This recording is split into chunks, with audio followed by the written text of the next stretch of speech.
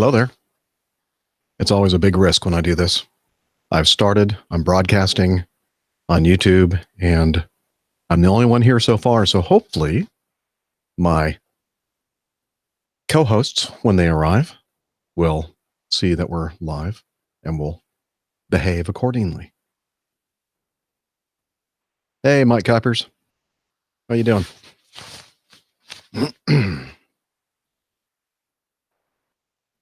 Hello, Nev. Hello, Columbus, Carl, Mississippi, or Carl, Columbus, Mississippi. Well, we are on air, just to warn you.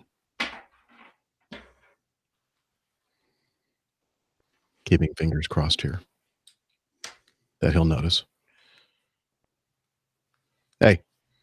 Hello. Here. I don't hear you, but I just want you to know that we're on air. Wait, I see that. Can you hear me at all? Hello, Chris.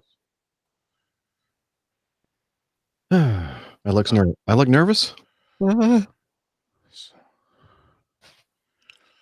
know what's going on. How's that for a nervous look? Or is it me? Oh, maybe I'm the one that's screwing up. Hi, guys. As usual. Hello. Hey.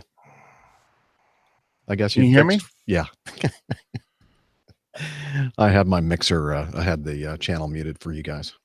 Oh, I got the right microphone selected. Yeah, you did. It was an operator error. Well, that's not going to work. You can't go around doing things. Wait a minute. Let me see. Hang on a second.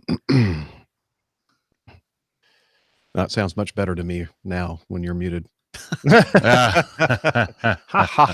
He is a funny guy. But I think that you're not muted to the video, so I have no control over that. You guys are inputting directly to the video. Well, at least somebody will listen to us. Yeah. Yeah, let me get this thing. Where's my Google goggles? Sorry, I've just had to reset my internet and everything. It was all being a bit tricksy. I don't know quite why. All right, let's put the speed test up there. I'll do another quick check of that now. Okay. And just to let everybody know in the chat room that Steph is running a bit late today because she's trying to catch up from being out of the office for the conference last week. And she didn't get a full day in yesterday because she was kind of feeling a little under the weather. And now she said, it's all catching up with me. So busy day at the office. But she'll try to join us sometime on tonight's show, sometime in the midst of recording. Hello, Timo. She's got to be here to keep us honest. Yeah. Or something. Well, not sure. I'm contemplating whether I should have a adult beverage or not. Well, it's up to you. Don't let us stop you. What, like this one? Thank you for your tribute to me, Nick. I appreciate no that. problem. Tribute. Is that tribute, not tribute? Or tribute. There are 3 buttes. Yes. Yeah, we're sitting right here. Yep. The third one's a butte. G'day, mate. And so it's a butte. Timo is saying good morning, and the reason for that is that he is in Japan. Right. Okay. I'm gathering from the Tokyo area. Am I correct there, Timo? I received a package. I beg your pardon. Well, he's got a big package. Yes, thank you. Well, we've heard that. It's a very big package. Thanks for noticing my big package. Anyway, he sent a little goodie bag. And I have something that I received from Nelson in Lisbon, which is nice. I'll share that with everybody. Here's a little peek at one of the things that Timo sent me. Oh, move it over a little bit more. Couldn't see it. It was okay. Talking. Yona beer. I do. This one. Yeah. You want a beer? Why does it have a lemon in the middle of it? Is it for Pilot Pip? Yeah, it might be. It might be the perfect. Oh, if it's fruity, it's for me. I think he said that it's kind of got a little bit of a lemonish flavor. But it says it's a pale ale. And Timo says it's an APA. an American pale ale. We'll see about that. We'll see if the Japanese are on board with. You know, I have to say they have some fantastic whiskey. Mm-hmm. Yeah, they do. They really do. I mean, I'm not a whiskey drinker, so I can't say that I have any experience or expertise with it. But just like I'm not an IPA. That. I'm not an IPA drinker. Yeah. So just like that, I'm getting the name of the whiskey if I can find it. Okay. Let's see. Hello, Simon. Hello, Tillman. Won't be long as it is late over here. Yeah, it is. What time is it there? Probably about 11:30, something like that. Ow. 10:30 here, 11:30 in Berlin. Yep. I'm probably going to butcher this name. Yamasaki, 12-year. Only 12 years. That's not very old. Hi, Liz. Hi, Liz. Everything's 12 years. I think it's almost like the minimum, isn't it? Oh, look at this. Timo says, if I ever get a chance to meet Dana, I will bring him a Japanese whiskey. Yes. I like that. Hakushu. Hey, Timo, come on over to Hawaii. That's about half. Well, it's actually 3/4 away from me and about 1/4 away from you. Come on over. We can have a meetup in Honolulu. There's an idea. Yeah, there you go. I'm sure Julia will love that. She would. I guess she probably would. Yeah, she would. You know, it'd be dinner time. She did say specifically though that I am not going to be podcasting while we're on vacation. Jesus. And if you're a smart man, you'll heed that advice. I'm not a smart man. Not a smart man. Not a smart man, but a meetup wouldn't be out of the question. Actually, I probably should put that out there. Yeah, I suppose we have some listeners over there, right? And you might even have some people fly in from different locations to visit. If I set up a date here soon enough, that's a good idea. Stupid does, sir. Stupid does. Let's just see. Notice that was only on the Dukes. right channel. Dukes. That would be a great place to have a meetup. Dukes in Waikiki. Can you fly this plane and land it? Surely you can't be serious. I am serious. And don't call me Shirley. We love it. My poster in the background there. I've got to put my trusty towel out now. Do you know why I have that poster up behind me? To remind you Surely how to tie a granny knot. No. It's to cover up the big giant mess that I have. Actually, oh, never mind. I was going to say you're going to tie one on. Oh,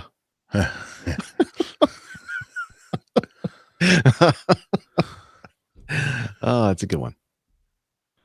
Hi, Captain. Did you fly in at Heathrow just before the BOAC 747?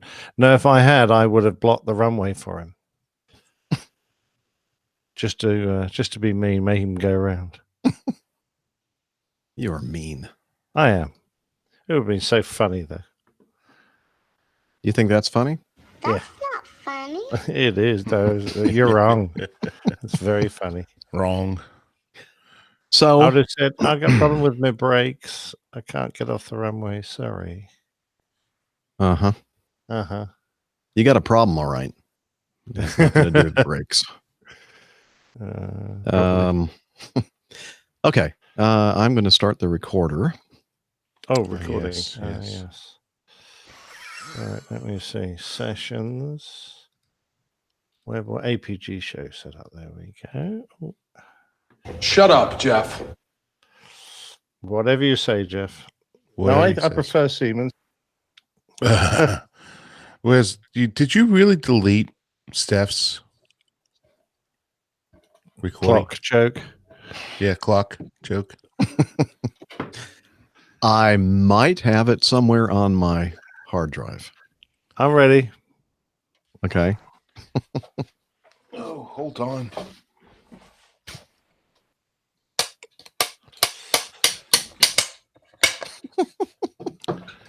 This is not good. I'm going to be looking for the one that's actually the one. Yeah. Yeah. No, you can just listen to us chatter, and then it's the one after we're done chattering. Okay. Ready now? Yep. 3, 2, 1. Wow, two of you was like at the same time. Hang on. No, you'll have to do another one. You completely hung up on me there. Oh, that's no good. No, I know. I thought you sorry fixed about your that. router. Well, I whatever. did, but it's still not working very well. I just Okay. reset it. Okay. Let's try it Still again. shine. 3, 2, 1.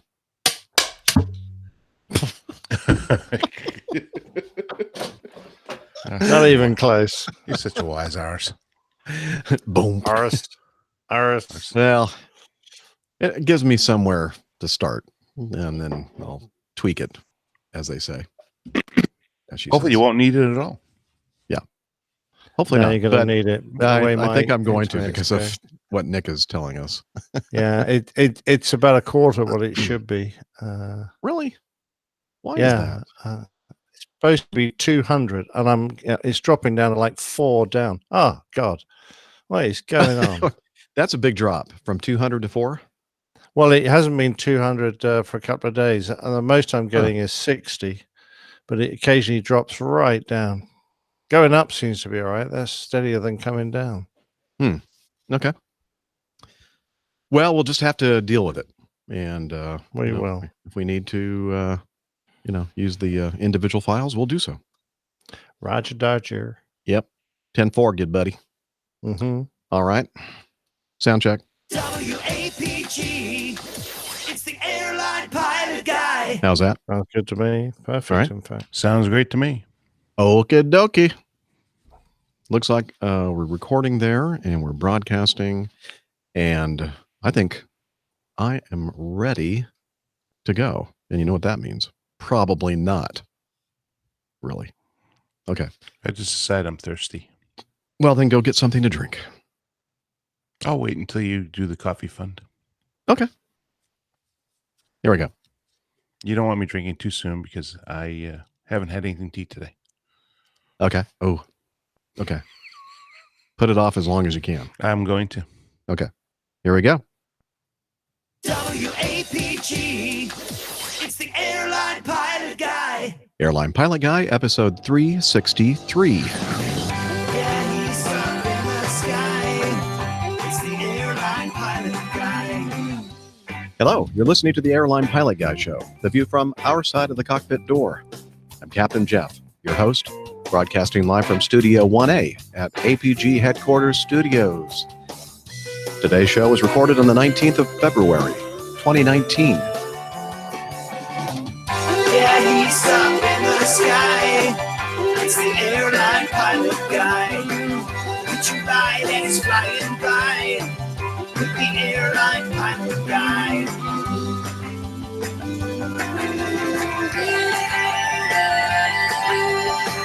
In today's episode, the CBS News investigation of airline mechanic concerns, an Embraer 175 encounters strong turbulence over the Sierra Nevadas. British Airways sends passengers to a brothel. More news, your feedback, and this week's plane tale, one of our bombs is missing. So get all settled in. Tray tables and seatbacks in their upright and locked positions. Electronic devices powered on. Flight 363 is ready for pushback. Hello, everyone, and welcome to the Airline Pilot Guy Show. It's an aviation podcast where we talk about aviation news, cover your feedback, and then talk a bunch of nonsense interspersed amongst all of that. And joining me today from his studio in the English countryside, he's a professional photographer, a former RAF, RAAF fighter pilot, current captain for an international airline based in London, England. Yes, it's Captain Nick. Hi, Jeff. I nearly started about 3 times during that intro. Yes, great to be back on the show. Thank you very much indeed. I'm looking forward to a good one. It's not at all late. Blah, blah, blah. Right. Let's go on with our next contestant. He is in his studio near the Concord Covered Bridge in Smyrna, Georgia. Barbecue master, motorcycle rider, pontoon boat skipper, underwater photographer, and captain for a major U.S. legacy carrier, Captain Dana. Well, hey guys, it's great to be back on another fantastic episode. Looking forward to talking about some fun things this evening, and good to be here. Great to see you, and can't wait to catch up. Let's see. Let me turn off your intro there. You'll notice that Dr. Steph was not introduced on today's show. Apparently, she's still at that meetup at the Wasatch Brewing Company from last week. Nobody has seen her ever since. Yeah, no. They should try looking under the tables. She might be under the table. Actually, no, she did make it home. I think she may have caught a little something. She's feeling a bit under the weather, but that's not going to prevent her from being on today's show. What's preventing her from being here right now is the fact that she is busy at work trying to catch up. So she said she's going to try to make the second half of the show. So I hope she's being a backstabber and she's dealing with a bunch of sickos. Yeah, basically. Mm-hmm. All right. So let's see. How about we start with you, Jeff, Me? for change? Why don't you start for change? Well, I'd love to. Thank you very much. Yeah. Okay. Let me do that. The first thing I want to do is tell you that I received a couple things via snail mail. And you can find our P.O. box, the APG P.O. box information on the website, airlinepilotguy.com. Now, the first thing I'm going to do is start with something I received from Lisbon, Portugal. Here we go. I hope it's a bottle of port. Well, I'm not. I have a question about that. Could be, maybe not. Look over my left-hand shoulder behind me there. You see that box? Yeah. But I don't think it's a port, though. Maybe Nelson can help us out. But anyway, Nelson sent me a beautiful kind of a coffee table book. It's the company for which he works, and it's kind of their history and a lot of good stuff in there. And then he also put on here on the beginning, what do you call that? An inscription to Captain Jeff Nielsen in appreciation for inspiring me to pursue my dreams. Nelson. Oh, how nice. Isn't that nice? Fantastic. Yeah, it's a beautiful, beautiful book. Lots of great pictures. He knows that it's got to be a picture book. It couldn't have been you. It had to be. It has to be Dr. Steph. I mean, she is the good-looking one in the group. Huh? Inspiring. She is inspiring. Oh. All right.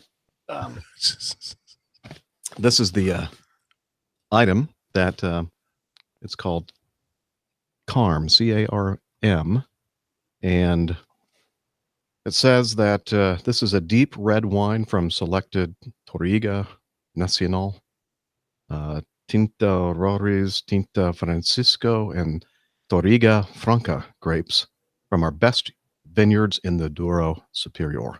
So I'm not sure. I guess I'm going to have to open it up and find out if this is a fortified wine, like a nice port, or if it's like a nice red wine. Looks like red wine to me. It does look like that to me. It doesn't have the typical look of a bottle of port. No. Port bottles, some have corks, but most of them have got a kind of a stopper. Yeah. So lovely. I'll let you know, Nelson, when I open it up and drink it, how I enjoy it. I'm sure it'll be wonderful. Okay. Well, in all honesty, if you read that, if I was to say that name, it actually has a completely different meaning. Because if I say calm, right, that's how it says. The C-A-R-M. Calm. It's calm. So are you like saying it's calm? Like calm. Okay. It's calming. Say you'll be mellow, enjoy it. Excellent. Okay. And the other package I received was from a German in Japan. His name is Timo. He's with us right now in the chat room. And I didn't look to see if Nelson was with us in the chat room. Is he? Kind of late over there.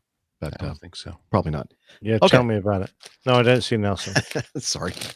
So he sent a package with a couple of goodies. First one is and Japanese Kit Kats. Wow. Yeah. So, but look at the picture here. I didn't notice this. It's green. It's green. Oh, they're probably wasabi flavor. Oh, I didn't think of that. I thought it was like matcha, like the tea, green tea. Could be. Okay. All right, so I'm going to try one. Let's see how they taste. I went off laugh if it is wasabi. It's not spicy. Yet. That is good. That's really good. Thank you, like Timo. regurgitated Kit Kat bars. It's like seaweed. No, it's not. It's tea. Okay. The other thing. I'd say put one in my mailbox at work if you don't mind, but we don't have mailboxes anymore. Ah, shoot. Oh, well. Damn it. Here's a tube of something that appears to be maybe cookies. Ooh, look at this. And I haven't had anything to eat all day. Nice. Oh, Thanks. sorry. All right. It's a little green cookie. I have a feeling it's the same theme, the matcha, the green tea. Those have drugs in. Hey, Jeff, I've got a great idea. What? Bring those next week.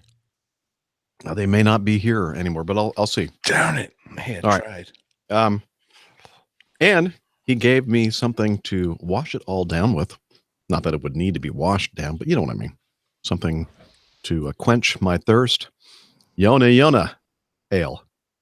And Yona ale? I do. This one right here. So I'm going to give it a shot. It's a pale ale. I wonder if it's green tea. Doesn't look green. That would be kind of weird if it were green colored. All right. There we go. Nice head. To go along with your packages. Ooh, very tasty. Very tasty. Here's to you, Timo. Thanks for the nice little care package. I can't wait to drink the rest of that. I do appreciate it. Okay. And I'll try to remember to mute myself when I start eating the rest of this.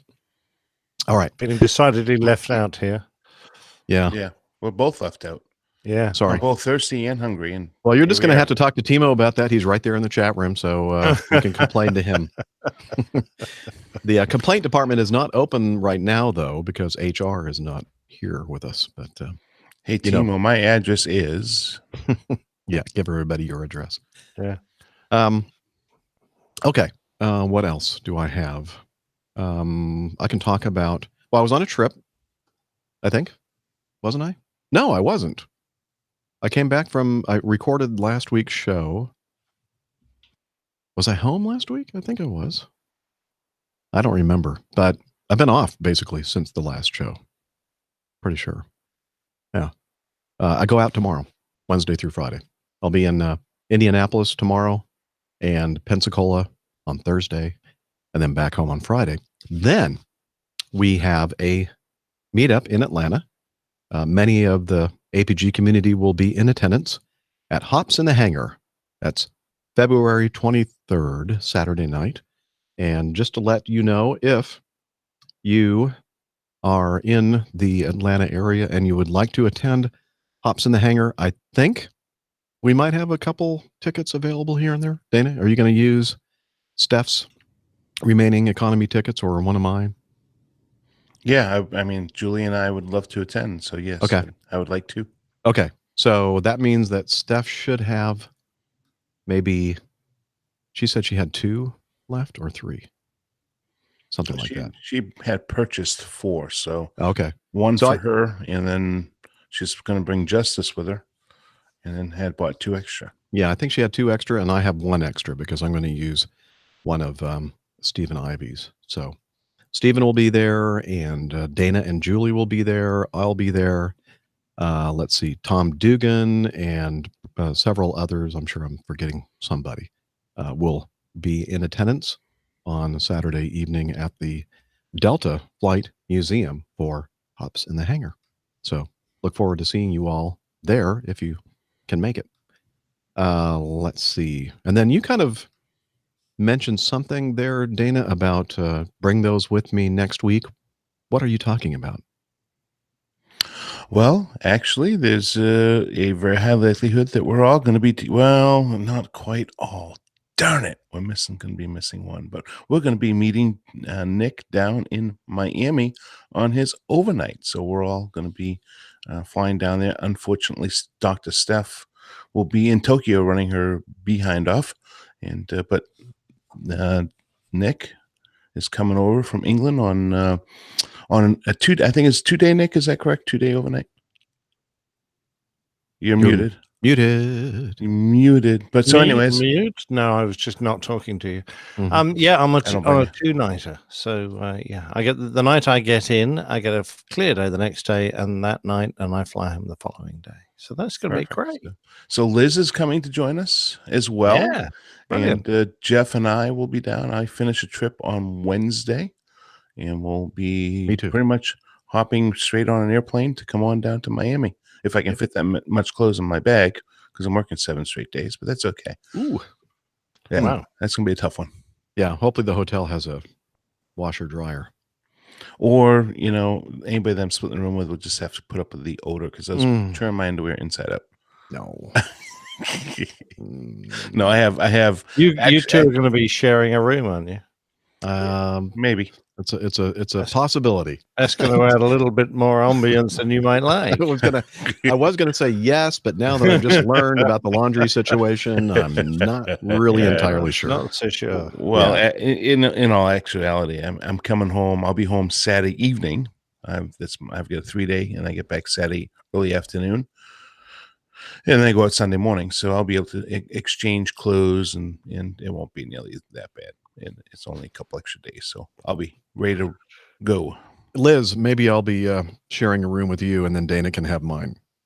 How about Yeah. Liz? I'll share the room with you, and Let's just all share Liz's room. share Liz's room. Liz just says she's not sharing with anybody. I know, I see that. Oh, well. Okay. Darn it. Well, it's worth a try, right? So selfish. I thought she was from Canada. I thought she was into sharing Yeah. things Okay. like rooms. Let's see. Cold here in Pittsburgh. How's California? I should not read the items in the show notes because that would be boring audio. Okay. Let's see. What else did I want to talk about? So yeah, if you're in the Miami area, we haven't really nailed down anything officially yet, but I'm sure we'll probably be somewhere for a meetup if people are down in that area. If they want to come by. Again, we haven't really set anything up. We are going to attempt to record next week's show while we are in Miami. So I'll bring all the gear down. Oh, that God Yona bless beer you, is my child. that Yona beer is talking. Isn't Sorry. it going to be the week after? Oh no, it is going to be next week. Yeah, that's next week. Perfect. Yeah, it is. So next week. that's what we're going to plan on. I'm going to bring the big mixer so we can all plug into our microphones into it. And we're not sure where we're going to do that, if it'll be somebody's hotel room or a public venue. A lot of question marks. We're not really sure exactly what we're going to do, but stay tuned. Hey, a great way to keep track of what we're doing is to become part of our Slack team. And Hillel will tell us about that at the end of the show. And also follow us on Twitter and Facebook. I'm sure we'll be posting information regarding where we may be recording and or having a meetup. So, yep. Let's see. Oh, speaking of meetups, we're going to hear from Dr. Steph and her meetup in Salt Lake City when she gets here. So we're going to skip that. But looks like, I don't know, Jeff and Jen, did anybody ask permission for them to have a meetup without us? Oh, no, they have to pay royalties if they do that. Well, apparently they didn't realize what the rules were. So we'll be really? Yeah. Well, anyway, apparently they got together. Those royalties can be quite expensive. It's a lot of IPA. Yes. You probably, unless you have Evernote open, Dana and I do. And Nick, then you'll see the picture there in the left-hand column in the intro folder. A very nice picture of the good-looking Captain Jeff, along with the good-looking Jen Niffer. I think the good-looking Captain Jeff is standing on a box. Or he must have his high heels on. What do you reckon? Wow, that's just really Jeff. Sorry, that's Nick for you. It's like a snake. I've seen him in real life. But, Jen is not a tall woman either, right? No. I don't know. No, she's probably about You know what? 5'4". I'm looking at the picture. I think that I don't see Jen's right arm. I think she's actually picking him up. Yeah, to make him look taller. Yeah, that's what it is. Yeah. Okay. Well, I think that might be everything that I was going to talk about, unless I think of something later. But what I can do is I can throw this over to Captain Nick, because I believe that you had a meetup recently. Yeah, I certainly did. We did the last show. I was in New York. It was the day I landed, and I'd arranged to meet Yossi. He works at my favorite photographic store in New York, B&H Photo. The next day, he brought a friend along. And we're going to hear about that in a second. But the sad thing was, only a few minutes after making this little recording, I went into B&H Photo and I visited the restroom. When I came out, I'd left my phone in there. And although I realized almost immediately, by the time I got back, some ne'er-do-well had stolen it. And I chased after the little dot on my iPad saying, "Your phone's here," as it disappeared down 33rd Street. But eventually, I think the perpetrator, the perp, realized that he was about to find Captain Nick bearing down on him, and he turned it off. So I never actually got it back again, which was very sad. But now at least I've managed to make my insurance claim, go to visit Apple, and got myself a new phone.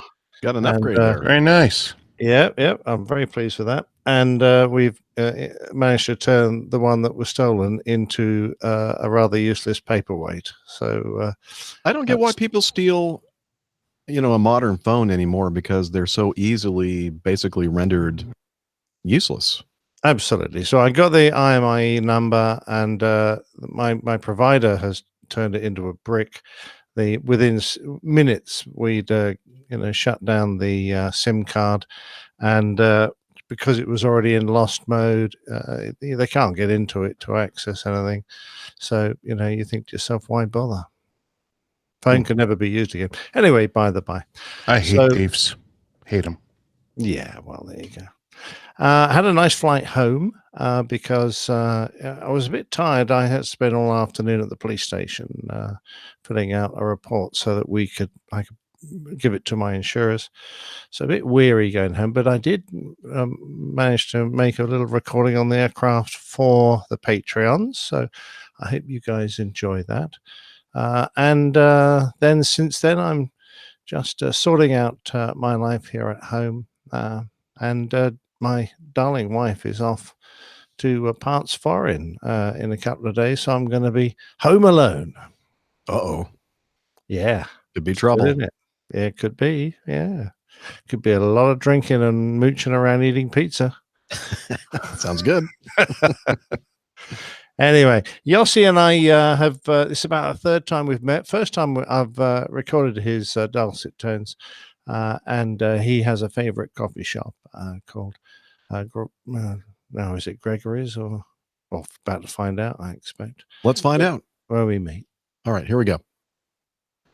Hi, Jeff. Hi, everyone. It's Captain Nick here, and I'm sitting in New York and at one of my favorite cafes now, Gregory's, and the coffee here is fabulous. And the reason I know this place so well is because of Yossi. Now, Yossi is a lovely bloke. He works for B&H Photo. I met him probably a year ago at least.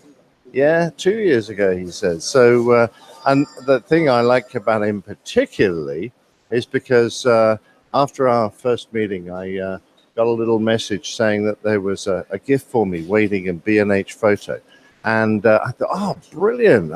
Thanks very much, Yossi. So I thought, what's it going to be? Is it going to be a Canon 1D? Is it, with a big 400mm lens or something? Or is it going to be a new computer? Brilliant. And when I got there, it was even better than that. It was a B&H baseball cap, which I still have in my flight bag. And he knows that because I wore it last time we met. And whenever I get, the sun's a bit low on the horizon, I'm squinting a bit, I bang on my B&H photo cap and it solves the problem. Anyway, Yossi's here. I just want him to introduce himself, say hello to all the listeners. Hi, Yossi. Thank you, Nick. Hi, APG community. This is actually my first time being on the show. I love when Nick comes to town because we generally go out for coffee. Absolutely. Now, you've been a listener for a while. What's your interest in aviation? So I've been obsessed with aviation since I was, as far as I can remember. My mum being from LA, we used to go there frequently to visit grandparents. And I just remember, the lead up to the trip, I'll get the magazines from my dad, look at them. And when I was older, I used to go down to the airport when I was off from school and go to all the airline counters and get the old timetables. And I'd study them obsessively. So, yeah. Absolutely brilliant. I used to do a similar thing. I used to collect the old bag tags with all the airport codes on. I used to think that was the most fantastic thing to have. Yeah. Actually, brilliant. Now, Yossi has brought along a friend who's also an aviation enthusiast, but as yet has to listen to the show. So perhaps this will give him the impetus he needs to tune in to the APG. Now, hi, Morris. Hi there. Now, what's your interest in aviation and how much do you enjoy it? I haven't flown until I was 20 or so, and the first time I flew, I was absolutely hooked. Brilliant. Do you get to fly much? Yes, I fly a fair amount, long haul, short haul. I go out of my way and book a weird connection flight just to go to new airport I haven't visited yet. Wife says I'm crazy. She's probably right. You're an airport collector. Yes, unfortunately. It sounds like a brilliant thing to do, to try and get to all those airports around the world that you want to go visit. Which is your favorite so far? Well, definitely not LaGuardia. Although since they redid it, it's a bit more tolerable. I was in Marrakesh for the first time last week, and that's an absolutely brilliant airport. Okay, so wishing you guys well. Thank you very much indeed for coming to see me. And back to you in the studio, Jeff. Well, thank you, Nick. Awesome. Great meetup audio. Thank you for that. My pleasure. It was lovely to see those guys. Sounded like a lot of fun. Yeah. Always Gregory's. Okay. I'll have to do that sometime, I guess. Yeah, it's not far from the hotel, which is very handy. Excellent. All right. Well, I think that we're all caught up now with myself and Captain Nick. Dana, how have you been, sir? My life's boring. No, I actually just finished a 3-day trip. It was relatively uneventful until I looked over and I saw an A340 in the Acme red version of the A340 on final on 27L in Atlanta. And just beyond it, and this is why I thought of Nick, just beyond it was a nice big old 74-400. So it's a very rare sight, actually, to see something like that in Atlanta. All three of us lined up, and being that there was a 74-400 and a 340 all lined up at the same time, that was quite an interesting view. Then also there was a 74-400 from Acme Red in Atlanta as well. So it was kind of a nice, neat viewing week in the airline industry in Atlanta. I just finished a 3-day. It was... well, nothing really stuck out on other than this last leg. And why is it always the last leg of any trip always gets screwed up? We flew up to Grand Rapids, and then Atlanta had thunderstorms roll through. This is February, folks. Thunderstorms in February is not a common thing. No. So, but we coming back in had reports of light to moderate chop almost at every altitude, and we were in cloud most of the way coming back, just from southern Indiana, more or less, just to the east of the Indianapolis area. And as soon as we got into cloud, it was no altitude was smooth. So I opted to go ahead and have my flight attendants take a seat because it was pretty bad. And of course, made sure my passengers were well advised that they were not to get up as well, because it was not going to be a safe situation for people to be walking around.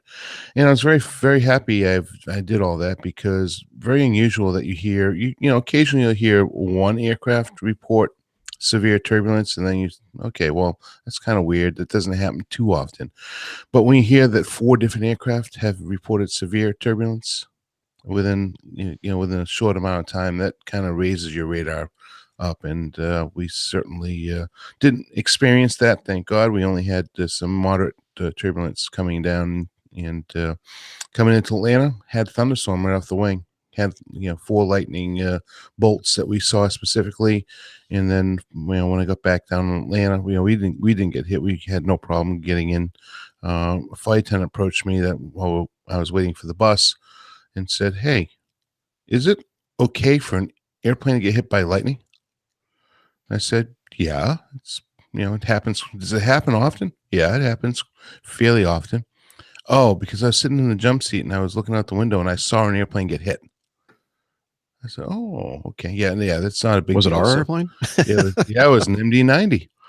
But it wasn't. No, but it wasn't your airplane. It was not my airplane. Okay. I know, I did not get hit. So I would have known if we got. That would have hit. been my next. So the airplane that you saw got hit, was it the one that we were on? Yes. That's what I was kind of getting at. That's why I asked him, because I said, "Well, what type of airplane was it?"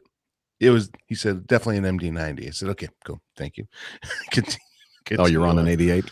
Yeah, I was on 88 today. Okay. But other than that, I had a weird MEL with the audio panel, but I had never seen before.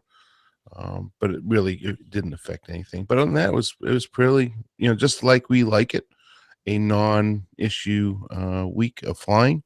I had a short overnight in Baltimore, and I know our favorite friend lives in Baltimore. I didn't reach out because I didn't really have that much time there, so I didn't want to go ahead and I did have it out on the calendar. But anyways, so be it. It was a good trip. Well, did you end up eating at your favorite restaurant there in Baltimore? I indeed did. See, I know where his priorities are. Let's see. Well, I could have had the meetup, but Uh-huh.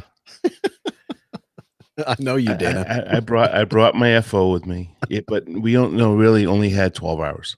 Oh, okay. So it was, and we got in at 7. By the time we got to the hotel, it was after 7. We didn't get to eat in the restaurant until 7:30. Had a very quick dinner. Went back to the room, and the night before, I don't know what's going on with me, but I did not sleep very well. As a matter of fact, I got to see my best buddy, Dave, in Memphis. Didn't do a meetup there specifically because I had a 19-hour layover. So I got to see him and his mom. I haven't seen them in a long time, and he's flying corporate now. He's flying a later 45. So I spent the evening with him, but for some unknown reason, I just didn't sleep well as usual.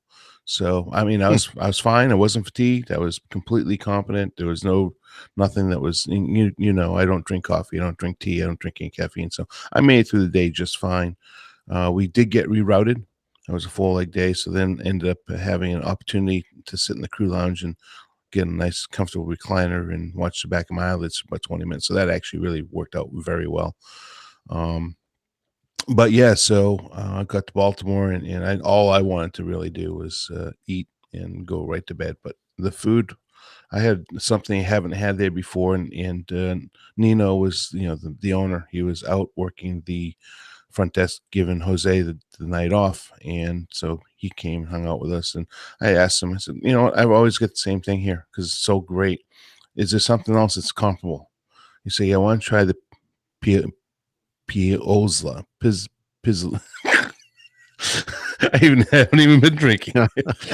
Pizzola, Pizzola, which is basically a veal medallions with fresh homemade, in-house made buffalo mozzarella in a red sauce, which had fresh oregano, basil, and rosemary as the flavoring in it. And oh my God, it was amazing. So. I am going back, and that's another reason why I didn't feel too guilty. I will be back in Baltimore the end of March, and I will for sure set up that meetup. So I wish there was a way that the people in the APG community, our listeners, the great listeners out there, could figure out where we're going to be and how they can contact us in case there's the possibility of meeting up with them. And by the way, you can go to our website, look at the calendar. Oh, we do have a way, don't we? We do. We have our calendar on the APG website, airlinepilotguy.com, and look at the calendar. And all three of us are posting. Well, and if Steph goes anywhere, she posts as well. All three of us post our schedules, where we'll be, when we'll be. And I noticed you do, Jeff, and that's where I got the hint from. I put my contact information on there. As a matter of fact, I've been contacted from Madison, Wisconsin about next week. And the information is there. So more than welcome to, I'm not going to go ahead and set a meetup every time. If somebody wants to get together, then, put it out in Slack, but, take the initiative, people. We'd love to see you. Hey, well, I just received a text from Stephen Nicholson. And while we were recording the show here, howdy, Jeff, looks like you're going to come to Indy tomorrow. Will you have time to grab some dinner? I'm tied up at blank until, this is Louisiana Steve. He's going to be tied up at this particular airline. He's in training there. You'll remember that he made a brief appearance last time I was in Indianapolis on the show. And wow, he says he's actually shooting a recruitment video. Oh, very cool. Anyway, yeah, Steve, if you're listening, if not, I'll text you back. But yeah, let's get together for dinner tomorrow in Indy, and then I'll try to put something out there if you're in the area, if you want to join us. So there you go. It all happens. The magic happens by going to airlinepilotguy.com/calendar. And that's the APG community calendar. That sounds great. What do you guys do for people getting in touch with you though? I put my cell and my email on the calendar individually. I don't just publish it, but you have to actually make an effort to find it. Yeah. It's on the actual individual trip at the bottom. Oh, okay. Yeah. Right. So Gotcha. people can email me or text me. Yeah. And I use my Google Voice number, which is something that, so I have a little bit more control. It's not my direct, although it does go directly to me on my cell phone or wherever I tell it to go. So, well, nobody ever calls me, Jeff, so it's okay. Oh, Dana, do you want me to call you? No, I don't want you to call me names. I'll call you right now. I know you. I know what you're going to call me. Anyway, well, that's enough of that. I think I'll get myself a burner. There you go. So you can throw it away when you get all that. Yeah, exactly right. So when someone calls me, I can just rip it apart and throw it in the bin. That's actually an excellent idea. Or you could leave it in the bathroom at B&H Photo. Oh, I could. Yes, you're quite right. That's one way to get rid of it. Yeah, it's a funny place to have a bath, but there you go. Yeah. Okay. And Nick, which one did you get? Did you get the 10X Max? XS. No, not the Max. No, that's too big for my small hands. I've actually got quite big hands, but you do not have small hands. No, I prefer a phone that I can hold and keep in my pocket rather than one that I have to put in a briefcase. To have and to hold. It's in my pocket. It fits from this day. That's okay. It's a great phone, great platform. Okay. Well, enough of that. I think now is time for us to thank those folks who give of their hard-earned money to the Coffee Fund. And Jeff Smith, if you don't mind coming in here and starting this thing off for us. Thank you. Johnny, how much more coffee? No thanks. I love coffee. I love tea. I love the APG community. Coffee and tea and the Java and me. A cup, a cup, a cup, a cup, a cup. You know what they say, Liz. Anyway, Coffee Fund, as I mentioned, it's your way to take ownership in this show. Not complete ownership. I still own it. But, give us some contributions to help offset some of the cost of doing the show. And Coffee Fund Cadre is the way to do that. A couple different ways to do it. The Classic Fund, which you can do a one-time donation or recurring donation. And the other way is via Patreon. You can become a patron of the show. And since the last episode, a new producer, Mark Roboff, that's probably not right, Roboff, and two new executive producers, Sean Patrick and Alexander Ball. At first, I was really excited because I saw Alexander Bell, and I went, oh, like the telephone guy. No, it's Alexander Ball. I think he invented the ball. So anyway, if you want to join the Coffee Fund Cadre and listen to those great crew logs that Nick puts out there, an awesome one he just published about HF radio and other things. Anyway, join us at the Coffee Fund. You'll be glad you did. Now, something that I promised that I will do, and I hardly ever do it, and I do apologize for that, is I like to mention those folks who are patrons, the senior executive producers, the assistant senior executive producers, and executive producers. Basically, $5 per episode and up is what we're talking about here. Let me play a little bit of music while I do this. This is something that will be just on the video podcast and not on the audio, so we can subtract that, Liz, from our timing. And let me see if I can find some appropriate music to play. How about this?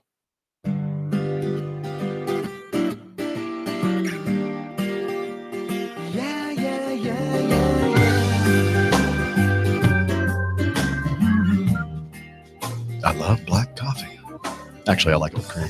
My coffee and I drink it black. Anyway, thank you, Liz.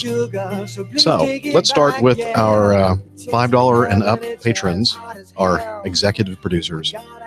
And in no particular order, we have Alexander Ball, we just mentioned him, and Sean Patrick, Kenneth Linder, Aaron Ort, Barb Benson, Walt Simpson, Magnus Rudebeck, Neville Bounds, Glaucus Oliveira.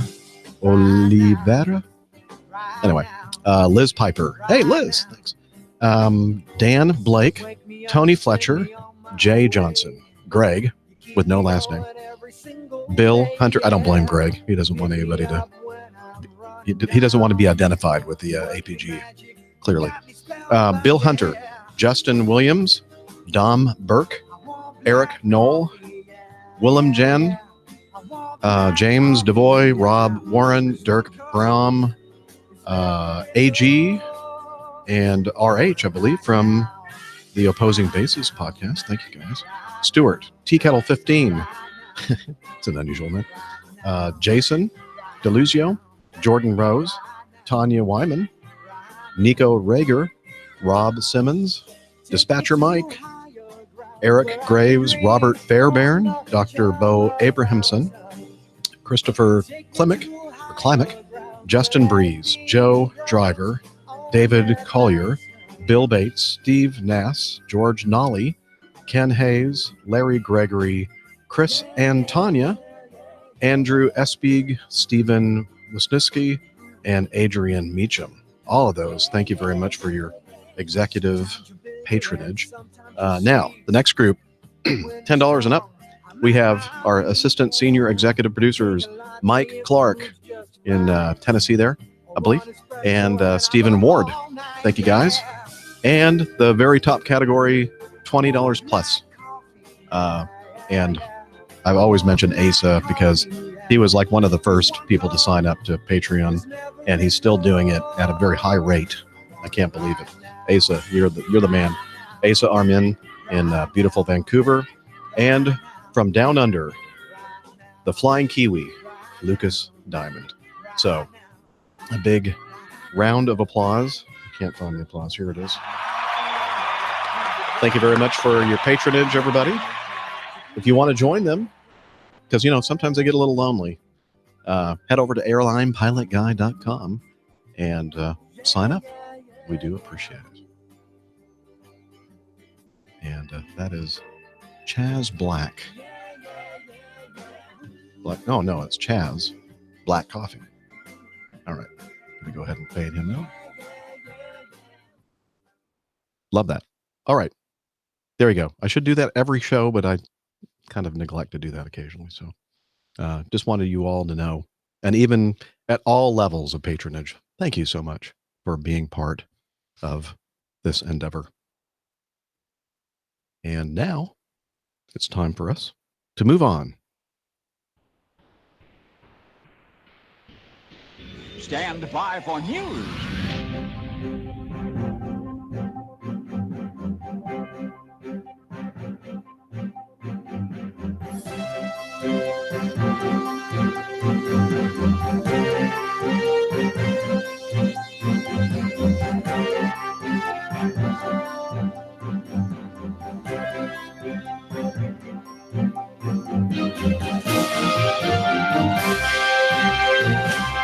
All right, let's start with the first item in the news folder. I just have to find it. Here we go. Okay, several of you actually notified us about this and were wondering about what's going on here. It was a CBS News investigation. Airline mechanics pressured to overlook potential safety problems. And this was played on CBS Morning News, CBS Evening News, etc. And it got a lot of attention. Even the U.S. Congress was paying close attention to this. But anyway, let me read Texas Charlie. He sent this. Again, as I said, many of you did. My question relates to the attached CBS News article regarding conflicts between airline management and maintenance crews. The article begins with saying that we are currently in an era of unprecedented safety in the air. The article also documents incidents where more than one U.S. airline had a whistleblower make accusations regarding management pressure to overlook issues. As a member of management in my industry, I understand the pressure that can be placed on someone in middle management by upper management in order to run a more profitable business. We all work for someone. It's just that some people forget that ultimately we all work for the customer. And I expect each of us have complained that sometimes managers have been away from the front lines for far too long. I would expect purposely overlooking issues or flat out corruption from countries such as that of my birth, Venezuela. But without getting anyone in trouble, do you think there are problems with some carriers in first world countries pressuring maintenance management to direct mechanics to overlook items in order to keep them flying? I know that there are always outliers that make the rest of us look bad. News crews love to make a garbage fire look like the town is burning down, but once in a while they get it right, and the town is on fire. Stay safe and happy cloud surfing, Texas Charlie. And then he followed that up with another email to feedback. The story continues to gain traction. It's one that has been smoldering for decades, but it looks like the subject is getting its 15 minutes of fame before inevitably getting suppressed once more. And then he had another link to an article regarding lawmakers. Congress is calling for the FAA to investigate. So again, Sean also contacted us and said, not sure if you want to get into this on the show or not, but it's worth a read.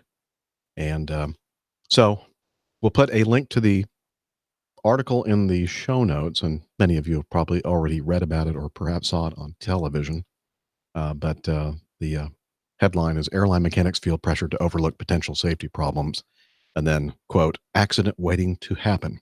Now, some people have pointed out that the two airlines that they are focusing on in this CBS News investigation are American Airlines and Southwest Airlines.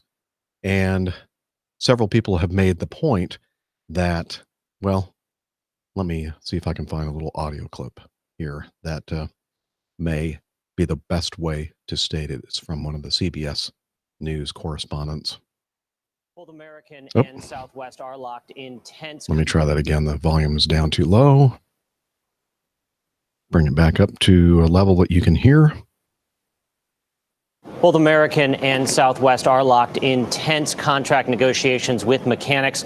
An FAA official tells us the agency does see some cases of undue pressure, but believes the vast majority of airline employees are trying to do the right thing. Both airlines say safety is the top priority. Jeff? Eye-opening report, Chris Van Cleve. Thank you. Thank you. You even mentioned my name, Jeff. Oh, I think he was talking to the CBS News Jeff guy. Anyway, so that has to be taken seriously there. Now, I'm not saying that completely negates the concerns that some mechanics actually may have here, but again, if you read this report, you'll see that some mechanics are saying that, well, the airplane will be in the hangar and they'll be specifically working on, let's say, the landing gear system. And then they happen to notice some other thing that might be a problem with a different system. And supposedly these mid-level managers are saying, well, don't write that up because that's not what the airplane's in for here. So again, I'm not sure if this is legit, if this is something that really is an urgent concern or not. What do you guys think? Have you read or seen any of these reports? I yeah, have. Yeah, I've read it all, and I think you make an interesting point there, Jeff.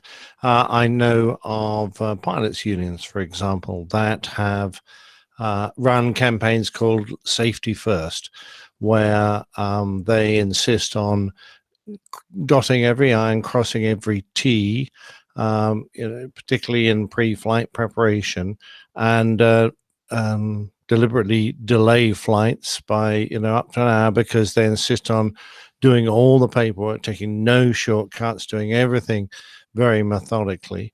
And it's their form of a go slow. So the industry, particularly the unions, have a sort of a history of this. On the other hand, the TV program highlighted I think 24 cases of whistleblowers coming forward, citing individual cases of being pressured to let aircraft they considered unserviceable onto the line. So I would say there's no smoke without fire, but I think the FAA should do a proper examination, particularly of the whistleblowers' complaints.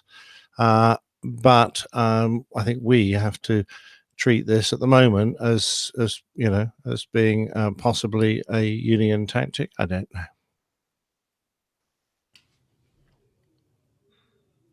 Jeff, you're muted. I know. You were muted. No, I know. I heard because I was not hearing myself, and I kept clicking the microphone number 2, which is not connected. It's that's okay. That's unusual for you to be muted. That's kind of funny. Yeah. I kind of agree with both of you in that it could be a serious threat. Certainly maintenance is required and necessary. If there's something else wrong, it should be fixed. So the fact that I've got my buddy down, I think I've mentioned him before. He works maintenance at Acme, and I know the time pressures that they're under to get equipment out on the line, so it can be up and flying and running. And my old college professor always had an adage: if an airplane is on the ground, it's not printing money. So that's the reality. The airplanes on the ground are not making money, so they're under a lot of pressure. And it's really a corporate culture. I don't know how much different it is at any other airline. I think there's a lot of pressure out there on a time-sensitive basis. So may it be a union tactic? It very well could be. Could it be somebody that's trying to bring light to a serious situation going on at the company? That could very possibly be. I mean, we all know, and we joke about that the sweetheart airline that gets all the special attention is some way we're talking about, right? The air traffic control, they get preferential and so forth. We've mentioned that in the past. Well, that's the perception. It's a perception. I don't know if it's reality. I don't know, but I do know that they have gotten some preferential and some other things in the past. So the reality is that they're trying to cut. And I'm not saying it's in a bad way, but they're trying to, just like any other company, they're trying to manage their costs appropriately, and maybe it could be true. I can't validate whether it's right or wrong, but I agree with you, Nick, that there needs to be FAA oversight, and then it needs to be some pretty significant investigations going on to see whether it's legitimate or not. Because listen, when it comes to the risks involved, it's the people that are actuaries that calculate the risk in doing certain things, and they may calculate the risk. Okay, well, we'd rather send this aircraft out with something that's not not exactly correct, but let's get that airplane out making us money, and the chance of something actually happening may not be all that great. So, but that's playing Russian roulette with people's lives, and I don't like that idea, especially. Well, you're right, but it's impossible to make every single aircraft perfectly serviceable every time it flies. You're right when you say that actuaries get involved, because there is always an element of risk in aviation. We keep it to an acceptably low level, and quite honestly, it is an incredibly low level considering other forms of transport. But it's never 100% assured that everything is going to work perfectly on that airplane. And you're right, it's managing that risk to make sure it's acceptably low is the important bit. Yeah, and honestly, I mean, think about it. I know they had that incident that was, when the lady got pulled out of the airplane, but that's one in like a billion chance. And, for the most part, we're the safest industry in the history of the industry. We are really among the most safest times that we've ever experienced for the most part. Touch some wood. What? Yes. Yes. Well, hold on. I got a piece of wood right here. Here it is. Okay. Yeah. I'm touching the wood. Family show. No, it's a wooden stick. Not okay. I'm sorry. Yes, Jeff. The wooden stick. For those who are not actually watching the video and thinking I'm talking, not. There's a popsicle stick that I have in my hand that's wooden, and that's what I'm hitting. That's what I'm hitting. Okay. So. Very good. Yes. Touch on wood. Now, one thing I can certainly say, I mean, this couldn't have anything to do with journalists, using air quotes, like fixating on something that has to do with aviation and, being very provocative and, believing everything because they're experts in it. Well, there's always an element of that. They're going to make it into a story so that it sells their program, aren't they? Right. So, what? Yeah. No, Nick. Come on. We always know aviation disasters make great headlines. Yes, they do. Even if they're not a disaster yet, it may be right. A potential disaster. Yeah, potential. Right. So. Now, Southwest Airlines. This is just yesterday, I believe. Today is the 19th. Yesterday, the 18th. Southwest Airlines faces an quote operational emergency. It's been a rough President's Day weekend for Southwest Airlines. This from CBSNews.com. Since Friday, the carrier experienced more cancellations and delays than any other U.S. airline. About 100 flights were canceled for maintenance reasons as the airline struggles to keep up with an unusually high number of aircraft taken out of service for maintenance issues. In all, more than 40 planes per day have been out of service. That's more than double the usual average at about 5% of Southwest's roughly 750 plane fleet. Southwest faces what its own managers call an operational state of emergency due to an unusually high number of the airline's Boeing 737s being taken out of service for maintenance. Anyway, so again, I don't know if this is just the mechanics as Nick kind of alluded to, being extremely attentive to seeing things that maybe normally they wouldn't notice. I don't know. Maybe not. Maybe all of a sudden all these airplanes are really falling apart or something. I don't know. Well, what we failed to mention, you kind of alluded to it a little bit, was the fact that they're in contract negotiations and have been for a long time. That's yeah, we mentioned that. Yeah, that was the point of all that. Thank you.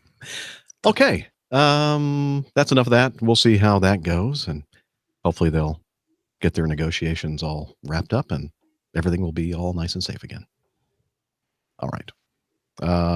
Item B. This headline says a Delta flight has an emergency landing after severe turbulence injures 5. But no, at least they do mention somewhere deep inside this article from dailymail.co.uk. Maybe they got that from some other source, that this was indeed Compass Airlines operating on behalf of Delta Airlines. And it was flight 5763, experienced severe turbulence Wednesday afternoon. It was forced, that was last week. It was forced to make an emergency landing in Reno, Nevada, after 5 passengers were injured when frightening turbulence hit at 34,000 feet. The flight was headed to Seattle, Washington from Santa Ana, California. 3 of the injured passengers were taken to the hospital. The National Weather Service had warned of dangerous flying conditions over the Sierra Nevada mountains over that time frame.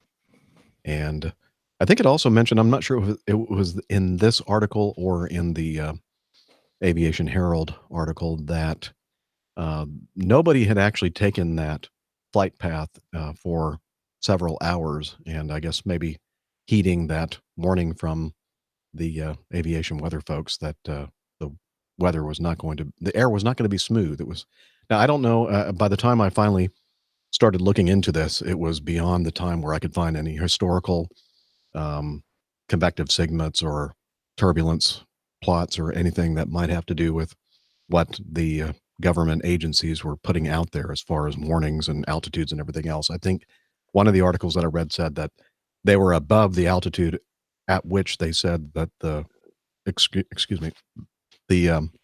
bad turbulence was going to be. But regardless of that, I'm thinking, and it's hard for me not to think of it, and I'm kind of conservative when it comes to this. If I think that I'm going in an area where there could be significant turbulence that could hurt people if they were not seated with their seatbelts fastened, including my flight attendants, I'm not sure I would have allowed them to have a service. It's not like it's a super long flight from Santa Ana to Seattle, Washington.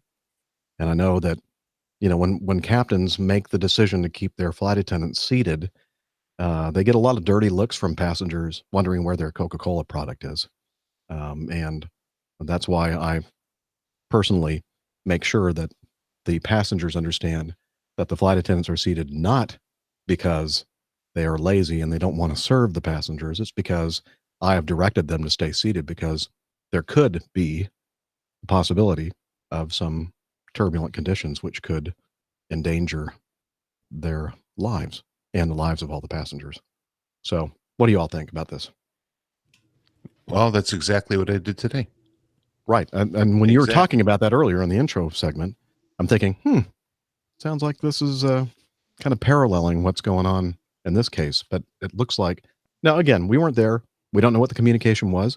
Perhaps the pilots did. Maybe the captain did say, don't get up and serve anything because there's a possibility that, we could be in some bad stuff. I don't know. Maybe that happened. Maybe it didn't. I don't know. Yeah, I mean, you're absolutely right, Jeff. I mean, we're not flies on the wall. We are in the cockpit for that matter, and do not, and have no idea what exactly was transpiring. But it looks like with the cart being out, maybe it was okay, and it wasn't really, how we can sometimes get complacent. Maybe that went down that road. I don't know. A winter storm warning was in effect for the Lake Tahoe area, and the National Weather Service had warned pilots of, quote, downright dangerous flying conditions with moderate to extreme turbulence. So, do they actually say that? Downright dangerous. Downright dangerous. That was a quote. Now, I don't know if that's what they actually said or not, but it actually says that in the article. And it said it was a particularly dangerous situation for aviation in the lee of the Sierra Nevada over the next few days, the Weather Service said. So, you have a combination of some pretty strong frontal weather, and you have the mountain range there. And those are not, small mountains. It's a significant mountain range in California. So, Oh yeah. Now we tend to treat the atmosphere with a certain degree of nonchalance nowadays because we've got a lot of aircraft flying around. We get reports, we get weather reports. They can predict the turbulence levels pretty accurately.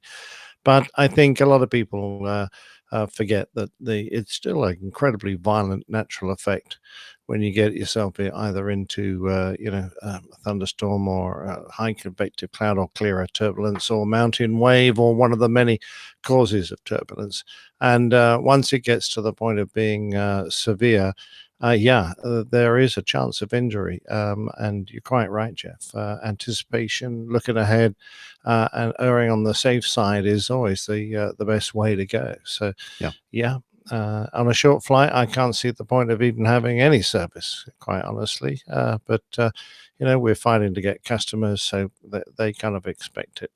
So it would have been a shame if this guy sort of, perhaps fingers crossed, will be all right. And obviously they weren't. So I hope that doesn't turn out to be the case. I hope so too. One has to wonder what, because at certain airlines we have, more meteorological information than others, I think, and there are products out there that would help to predict that. Yeah, we have a thing called TPs, turbulence plots, that will warn about certain circumstances if there's significant turbulence or a mountain wave or or possibility clear and turbulence. I mean, so we do have a really good heads up. I don't know, Nick, do you have something similar to that where your company is issuing some additional information that more than's available with the National Weather Service? Or it's an interesting thing because I work in so many other countries, and we get us a generalized forecast, 6 hours duration. We get our Jefferson turbulence updates, which we can use. We don't get any live updates when we're flying those, so they're often a little bit out of date. We do tend to rely on air traffic passing on messages and other aircraft, and of course we can pick up SIGMETs in the aircraft, significant meteorological reports, and usually turbulence comes through as an indication of an area of turbulence, and they don't usually put out a SIGMET unless it's severe, or at least moderate. So we usually plot those and prepare ourselves, but the States is so intensely covered by aviation. I'm just a little surprised that there wasn't someone else, at least close to his track, that warned him of this. Well, again, I think one of their articles that I read, I mean, nobody had been in that area for like 3 hours. So okay. He was kind of like weathership. Nobody to really warn of a bad situation ahead. That would be even more reason for me to, I would just think, the hair on the back of my neck would be standing going, I'm not sure that this is going to be a good thing. I'm going to make sure that my flight attendants stay seated. And I'll apologize to the passengers for not getting their Coca-Cola product of choice. Now, it's interesting being a regional, and we know that a lot of pilots cut their teeth on regionals. So the level of experience on the flight deck would not be nearly as high as on your aircraft, Jeff, or mine, or Dana's. Because we're in long established airlines where we're all a bit long in the tooth, and we've been and done that a few times. Now, that doesn't necessarily apply to a regional, yeah? Well, in most cases, that's true, although there are, and Dana can vouch for this, that at the regionals, there is a certain subset of pilots that are basically happy being at the regional level and plan on making their careers there. So there are some people that do have quite a bit of experience. Not a lot, not the same percentage as at the majors, of course. Yeah, and it's more cutthroat. In other words, they don't have the support operationally. I mean, you're required by FAR, Federal Aviation regulations, to have a dispatcher working with you, and so they're the co-captain, so to speak, following your flight. But beyond that, at the regionals, you don't have a whole support staff that will provide additional information. And I remember specifically when I was on the Brasilia, I was deadheading back to Atlanta, and the dispatcher gave the captain about an hour old information. It wasn't current. So when the captain took off, he saw a black area on his radar and he saw a red area. Well, he went into the black area. Well, it happened to be a level 5 thunderstorm. Went through hail, significant damage to the airplane. And as a matter of fact, the airplane was never used again after that flight. We were lucky to live through it. So I firsthand experience as to the I wouldn't say lackluster, but the regionals are far more conscientious of saving money, and because they're essentially contractors. They contract to everybody, and so they're very conscientious of saving money. And every airline is, however, they're not as safety focused, meteorologically speaking, and don't have the support staff that a major airline may have or does have, for that matter. Their margins are much thinner than at the majors, I would say. Much thinner. So, yeah. Well, I'm glad that nobody. Well, I guess there were a few that were significantly injured, but I hope they're doing okay. And I'm wondering if the passengers that were injured here were injured because of that cart flying around and landing on top of them, because that cannot be very pleasant. No, I'm hoping that they had their seatbelts on. I'm sure they did. It's not very light, that's for sure. That's for sure. All right. Moving on. Item C. Airbus to axe the A380. And what are they going to axe it, I wonder? No. Let's see. We kind of alluded to that potential issue in the last show. In fact, I entitled the episode "The End of the Line," and sure enough, it was confirmed shortly after we recorded last week that Airbus announced that they are, in fact, stopping the production of the Airbus A380 after they get through their order book. So it looks like 14 A380s remaining in the backlog yet to be delivered to Emirates. And if I'm looking at this correctly, it looks like about 39 aircraft still on the books that they are to produce, and then they're going to call it quits, which is kind of sad. I mean, it is an amazing airplane. A lot of technical accomplishments regarding the sheer size and weight of this airplane and its capacity to carry hundreds of passengers, etc. So it may have been before its time. It may have been past its time. I don't know.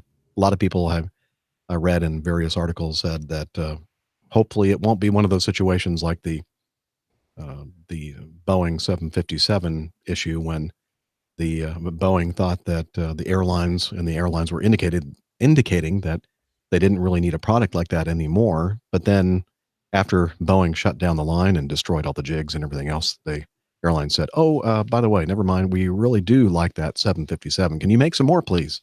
And they said, "Nope, we can't do that anymore. It's gone." So I don't know if that is going to be one of those situations. Who knows, really? It's all kind of predicated on the economies of the world and the price of fuel, and also what's going to be happening here in the future as far as technology, as far as propulsion technology and everything else. So I don't know. What do y'all think? Sad, huh? I think the move to composite materials being used in airliners would mean that they're unlikely to start rebuilding this again because, it wasn't really fuel efficient enough with 4 engines. And although the passengers seem to love it, and I certainly love flying on board, it's a great ride. People say, "Oh, it's an ugly airplane." Well, who gives a stuff? If it's making you money, that's kind of beside the point. Mm-hmm. And it was designed to, alleviate the problems of airports that had reached a capacity limit, and the only way to increase capacity was to build bigger airplanes. But it seems that people are willing to fly from more and more remote airfields, and the major airfields, don't seem to be having so much of a problem coping. So yeah, I think they made a good idea bringing a competitor in for the 747. It was just way too late, and of course, it was badly delayed during production. Mm-hmm. Do you remember when they started trying to join the fuselage together and realized that that the people building 2 halves of the fuselage hadn't used the same standard of software, and none of the wires would join up? Oops. Well, one was using the metric system, and one was using the. No, I'm just kidding. They weren't. No, they weren't. Making But, that. no, Yeah, I do remember that. It's like, whoops, a bit of a car. it's I mean, not fitting exactly. Right. Exactly, nothing was joining up. I mean, that was another 8. It was an 18 months delay or something. So, yeah, I mean, Emirates still want some. They've got like 39 on the order book, but I don't think that's going to be profitable enough for Airbus. So I think they're probably right and cutting and running. They've got the 350 out. The 350-1000 is a fantastic airplane, and I think it'll be very successful. And they're going to press on with those aircraft that are going to make them more money. Yeah. Well, and as a press release, actually, as of 2021, Emirates, the 330's biggest customer, reduced the outstanding order for 53 airplanes to only 14. That was a driving factor. They have cut their desire for the airplane as well. The end of the gravy train for Airbus on that particular product. So, and I think that I'm not sure that they ever actually made money on that airplane. I don't know if they ever got to the point where they even broke even on it. Do you know? No, I don't. And we won't find out because Airbus kind of don't tell us things like that. Neither do Boeing. You don't need to know. So don't ask anymore. All right. Item D. Scary moments on a plane about to leave New York were caught on camera after a I'm reading this. This might be the faulty clipping by my Evernote clipping tool, but after a broke out in an overhead bin. I think it was supposed to be fire. The Delta IT from LaGuardia to Houston was delayed Wednesday afternoon after Ames shot out of the overhead storage bin and set smoke billowing throughout the cab. It must have been a bad clip here. So we're going to blame it on Evernote. According to passenger Rex Sakamoto, you could tell it was a very strong smell. It smelled like a campfire at first. And then once he realized that something was on fire and somebody yelled fire, it was startling. Like, wow, I need to get off this plane right now. And this was, does it say what kind of airplane it was? I'm not sure, but it was a Delta flight going from New York to LaGuardia to Houston. Probably an Airbus 321. I don't know. I'm not sure. Didn't look it up. But it doesn't matter. Somebody had what was it? A vaping thing that was overheating. Yeah, one of those electronic cigarettes. Yeah. Yeah. And the problem is they've got a double whammy on that. Not only have they got a lithium-ion battery, we know they can cause problems, but it's got an extremely hot heating element in there. So either of which can cause a fire. Well, and the good thing is that it actually happened in non-checked carry-on luggage and not in one of the cargo bins. And the fact that it was in the cabin itself was, a good thing because they could see that there was something going on and they could handle it. Whereas if it had been in the checked baggage in the cargo hold, then you would have to rely, of course, upon the fire suppression system. But I believe, again, it was at the gate. They hadn't even pushed, I believe. So they were able to get everybody off the airplane. Nobody was hurt. But that just goes to show you, we live in an age now with all these lithium ion powered devices, and we have to be aware of this danger and know what to do when something like this occurs. For sure, particularly at the end of this article where you've managed to generate cameras, noise cancelling headphones, ash lights, even batter heated socks. I hate those batter heated socks. Yeah. And those ash lights. Yes, I know. What would you need? All right. Moving on to E. Cathay Pacific A380 got stuck in the tarmac. And we're not talking because of traffic. We're talking it actually literally got stuck in the tarmac because the tarmac looks like it gave way to the for sure pressure of these tires. I've never flown into Tel Aviv. I would imagine though that that's a big international airport that they would have these taxiways and ramp areas stressed for big airplanes, right? I would have hoped so. Yes, absolutely. So this seems unusual.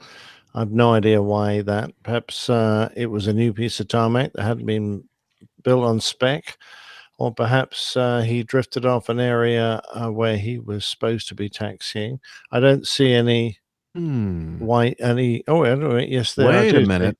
He's right on the edge of the.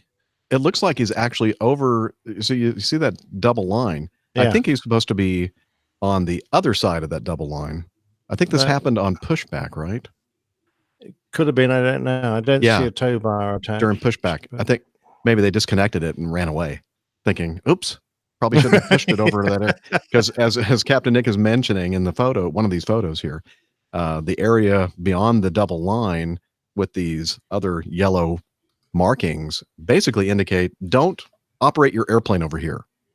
So it may not have been through the tarmac. It may not have been the airport's fault here. It might have been the pushback crew's fault. Yeah, I mean, because you can see the taxiway line off its right wing. I didn't notice that until we were just discussing it right now. I'm thinking, oh yeah, now I can see why it got stuck in the tarmac. So it does bring up the thing about when we're flying big, heavy airplanes, we have a PCN, a pavement classification number for where we're taxiing. And we have a rating for our tires and aircraft weight, and we've got to compare the two to ensure that our aircraft and in the configuration of tires that we have isn't too heavy to go over particular parts of an airport. So, for example, it doesn't usually affect any of the international airports, but if we do an en route diversion, say to, I don't know, I'm trying to think of somewhere in Mongolia we might divert to, it is possible that some of their tarmac may not be stressed to deal with an aircraft of our weight. So we would need, sometimes we can't even leave the runway area. If you do an emergency diversion to some of these places. So it's something we have to check up and be aware of. But it would look just like this. Yeah, not good. Maybe even worse. Yes, absolutely. Hey, some sad news. Airline Fly BMI, which is what, British Midlands International? Is that what the BMI stands for? Yeah, British Midland, but I think this is an amalgamation. So, yeah. Well, it's a regional airline, right? Yeah.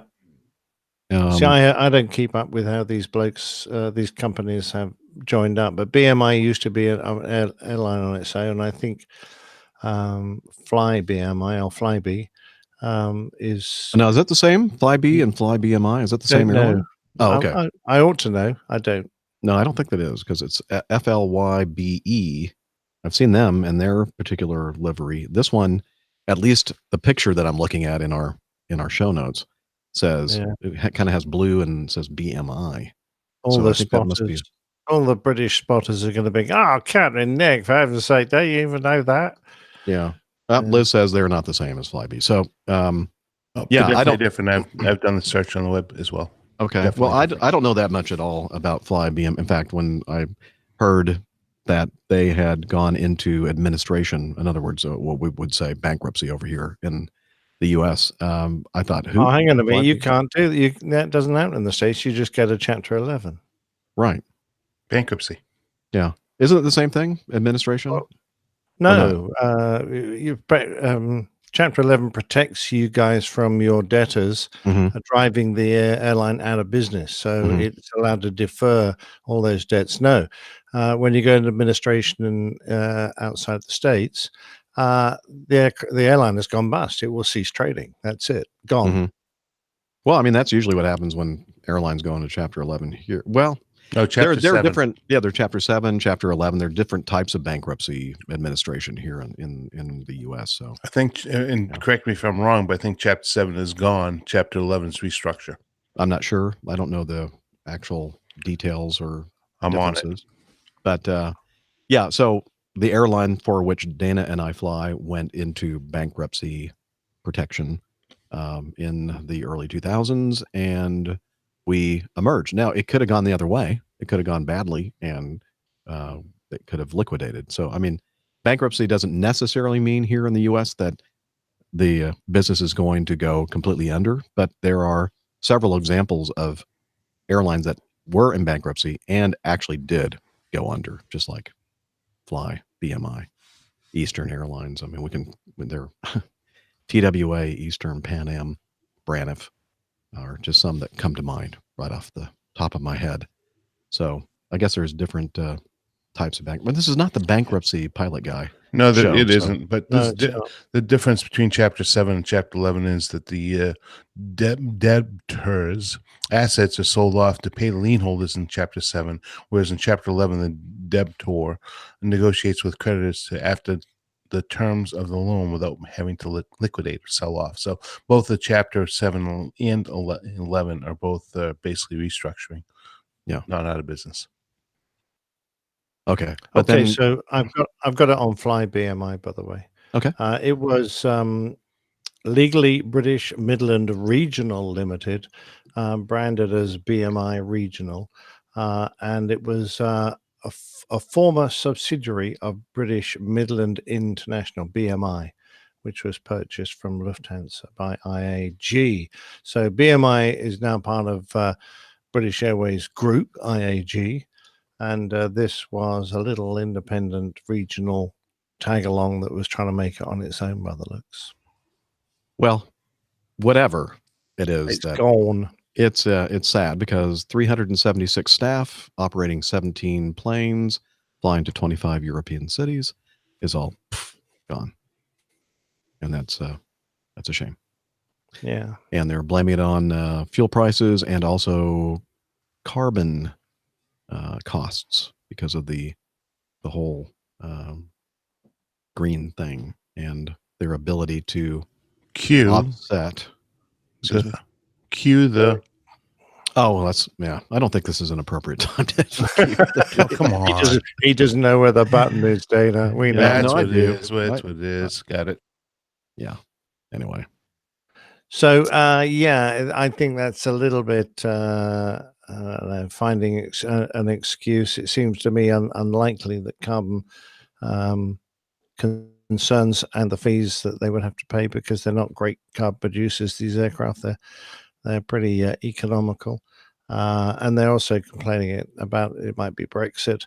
Well, Brexit might well reduce your future ticket planned ticket purchases, but right now I don't think there's a big problem. So I don't think the run up to the demise of this airline was really brought about by Brexit. But well, it does mention the emissions trading scheme, and then they were barred from participating in it. But all UK airlines are barred from full participation in the emissions trading scheme. So I guess there's a way to. Well, and when you're in a small airline like this as well, it's probably more difficult than the airlines that are bigger. Oh, for sure. Economies of scale and all that kind of stuff. So absolutely, probably a lot of reasons why they went under. They may have been just barely making it as is, and this was just the final straw. I don't know. Yeah. Anyway, we are not economists here on the show, and we'll leave that for them to all sort out. And the last item here, pilots do know. No, let me change that. British Airways sends passengers to a brothel. Two British Airways flights were canceled at the same time on St. Lucia. Crews were sent to hotels. Some passengers were sent to what could technically be called hotels, while others left overnight at the airport without information or assistance. You had to pay for your room by the hour, is that right? That was the first clue. British Airways apparently even sent several passengers to a brothel for the night. Anyway, I think that we just threw that in there because it was kind of provocative, right? Absolutely. Sleeping in the airport is never fun. This is from the View from the Wing, a blog. Let's see. Sleeping in the airport is never fun, although being left in the airport may not have been the very worst thing that happened to passengers. The lucky ones that went to hotels didn't get their dream accommodations by any stretch, but they got accommodated. Maybe never mind. Fraught with danger. Maybe they were accommodated as well. Yeah. In a different way. Anyway, so that was probably an interesting experience that they're going to be able to tell their grandkids. Maybe. Anyway. Apparently there was a United pilot who ran brothels all over Houston. Yeah, we talked about that. In this article. Yeah, that was something that happened, I think, early last year or the year before. And Hainan Airlines put passenger up in an S&M themed hotel on Valentine's Day 3 years ago. They're really scraping the barrel with this one, aren't they? Sugar and mincemeat, right? S&M. That's the one. All right. Let's move on before we get into any trouble. And it's time now for your feedback.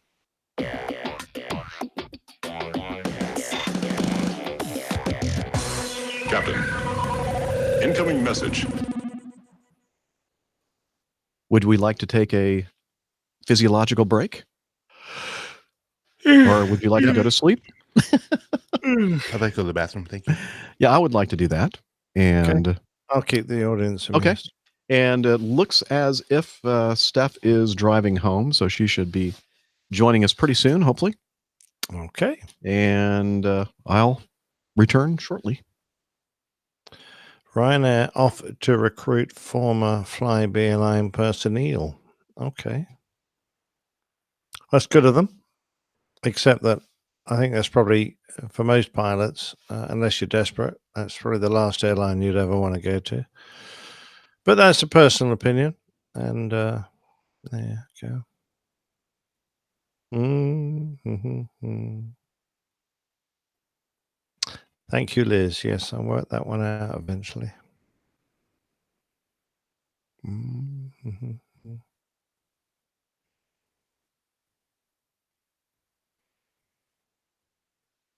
Mm-hmm.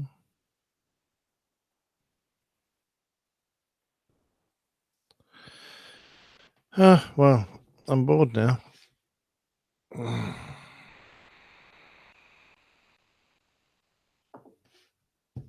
Boom, bang, a bang, boom, bang, a bang, boom, boom, buddy.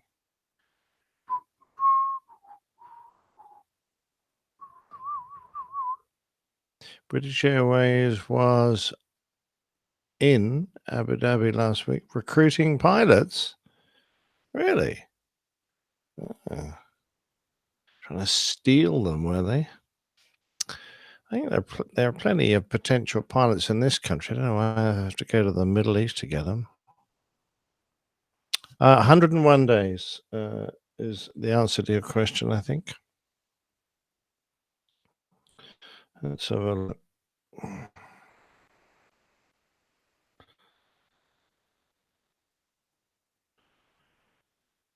There we go, yeah. And the only reason it actually says... Oh, I don't know.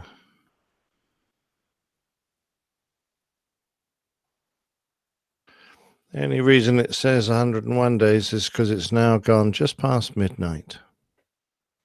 So... Very nice. Today has been 102, but now we've crossed over the time. 101 days, like 101 Dalmatians. Same thing, basically. Yep. Spotty and furry. Only 1,769 days for me. That seems like a lot. Does rather. 4.84 years. So I had a chat with 6,000 in 29 days. That sounds a lot more than mine. That's a real long time. You had a chat with somebody? Our financial whiz kids came around today to tell me how I'm going to live in my retirement hut or tent. Yeah, I think the boys aren't going to get any more birthday presents. Christmas is going to be gruel and water. Yes. Anyway. Yes, Columbus, Carl, Mississippi. It will go fast. I've only got 2 trips next month, and then I'm probably only going to get 3 the month after, and then I suspect one on my final month. I've probably only got about 6 trips left. Woohoo! Yes. Wow, that's pretty amazing. We'd love to have a party for Nick in Atlanta, Peter, but a lot of variables there. We don't know what Nick's schedule is going to be. No, I have asked the question, but I'm waiting for a reply. I'm going to have to prompt my manager and see if I can find out. Yeah. Anyway, he may be retiring from Acme Red, but he's not retiring from APG. At least I don't think he is. Well, that's up to you, rather. No. We don't want you to retire. Okay. Well, I wait then. Okay. Yeah. Haven't heard from Steph. Then he can give us the update on what it's like to be a retired pilot. Mm-hmm. I think we all know that. I'll just be putting my feet up, shouting at everybody. I mean, what difference really is there between what he's doing now and what he'll be doing after retirement? Not much. You guys got you're working with the wrong company, I tell you. I know. Anyway, it'll be over soon. That's what she said. All right. But she said not soon enough. Probably. Okay. Yeah. So we're gonna rename it retired pilot guy. Retired airline pilot guy. RPG, Rapke. Anyway, let's see. Shall we start with our feedback, and then when Steph shows up, we'll introduce her and get all caught up with her. Oh, let's see here. Current show. Now I'm in the proper folder, and let's start with Nick. Wait a minute, Nick. I'm confused. You sent us feedback, Nick? I still do every week. Oh, but that's plain. Wait a minute. This is a different one. This is Nick C. He says, I've attached some feedback regarding a trip I'm taking over to Europe this summer with the hope of maybe getting a few meetups lined up. It's long, at about 10 and a half minutes. So if you'd like, I could summarize it in a textual note that Jeff can read instead. No, that would be boring and it would be too much work for me, Nick. So we're going to go ahead and play your audio feedback. So here we go. Take it away, Nick.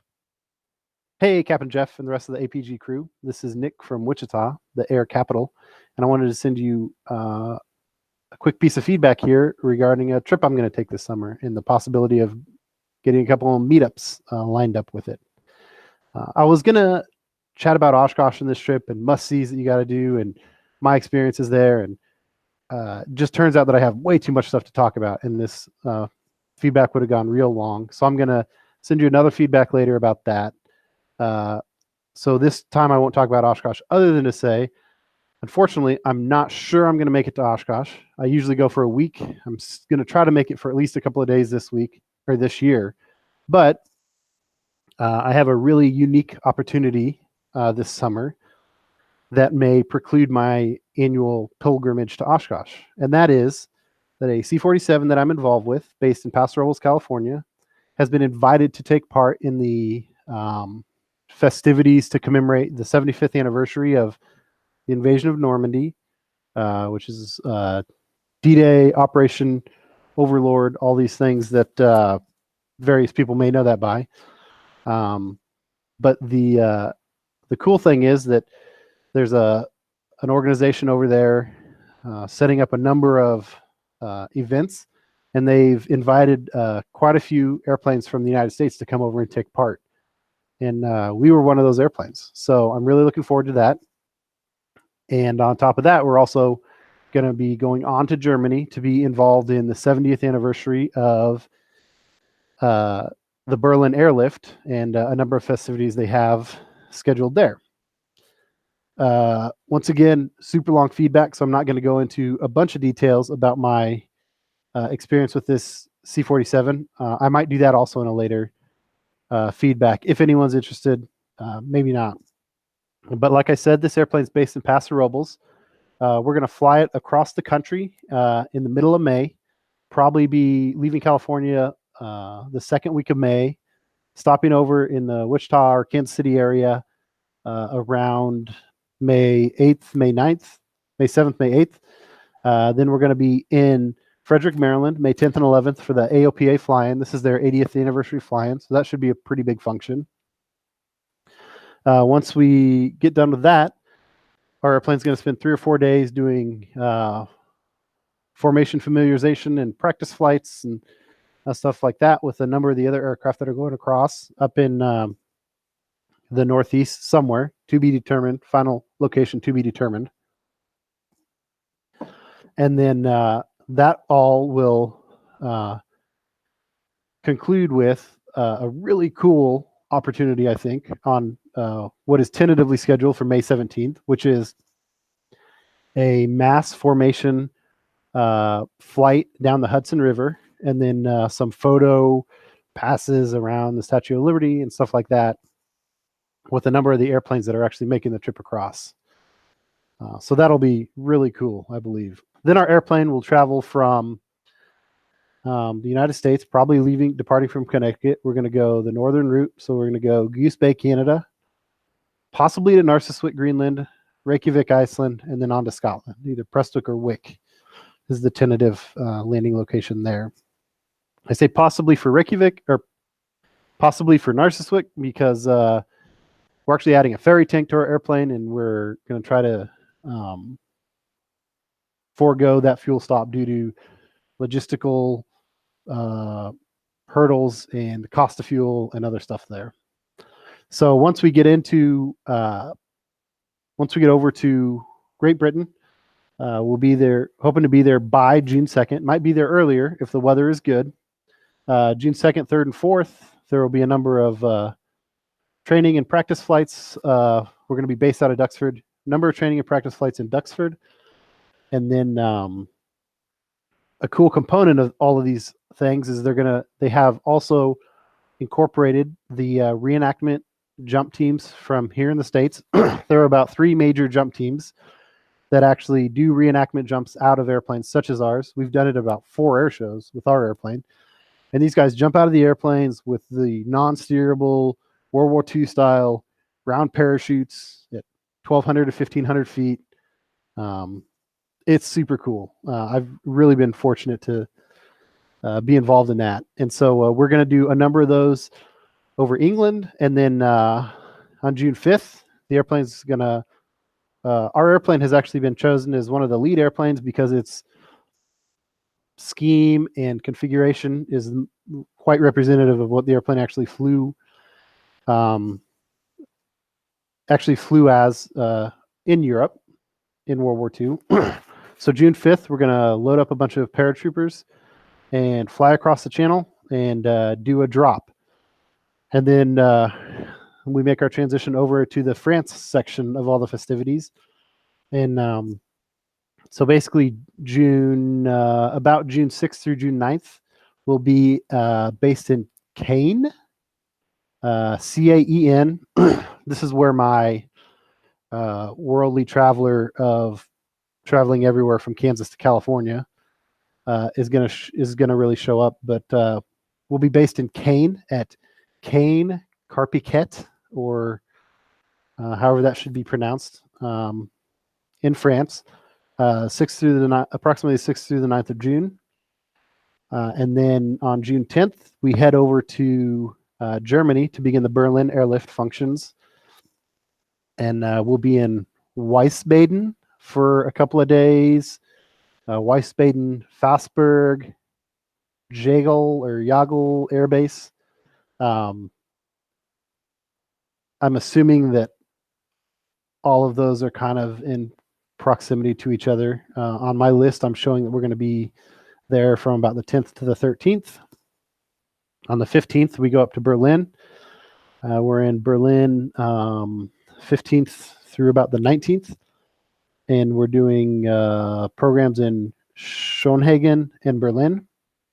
And then 19th and 20th, we bring the airplane back to Duxford, get ready to cross back over to the United States, which for us is going to entail putting the ferry tank back in. We also have to actually do a service check and an oil change and a bunch of stuff because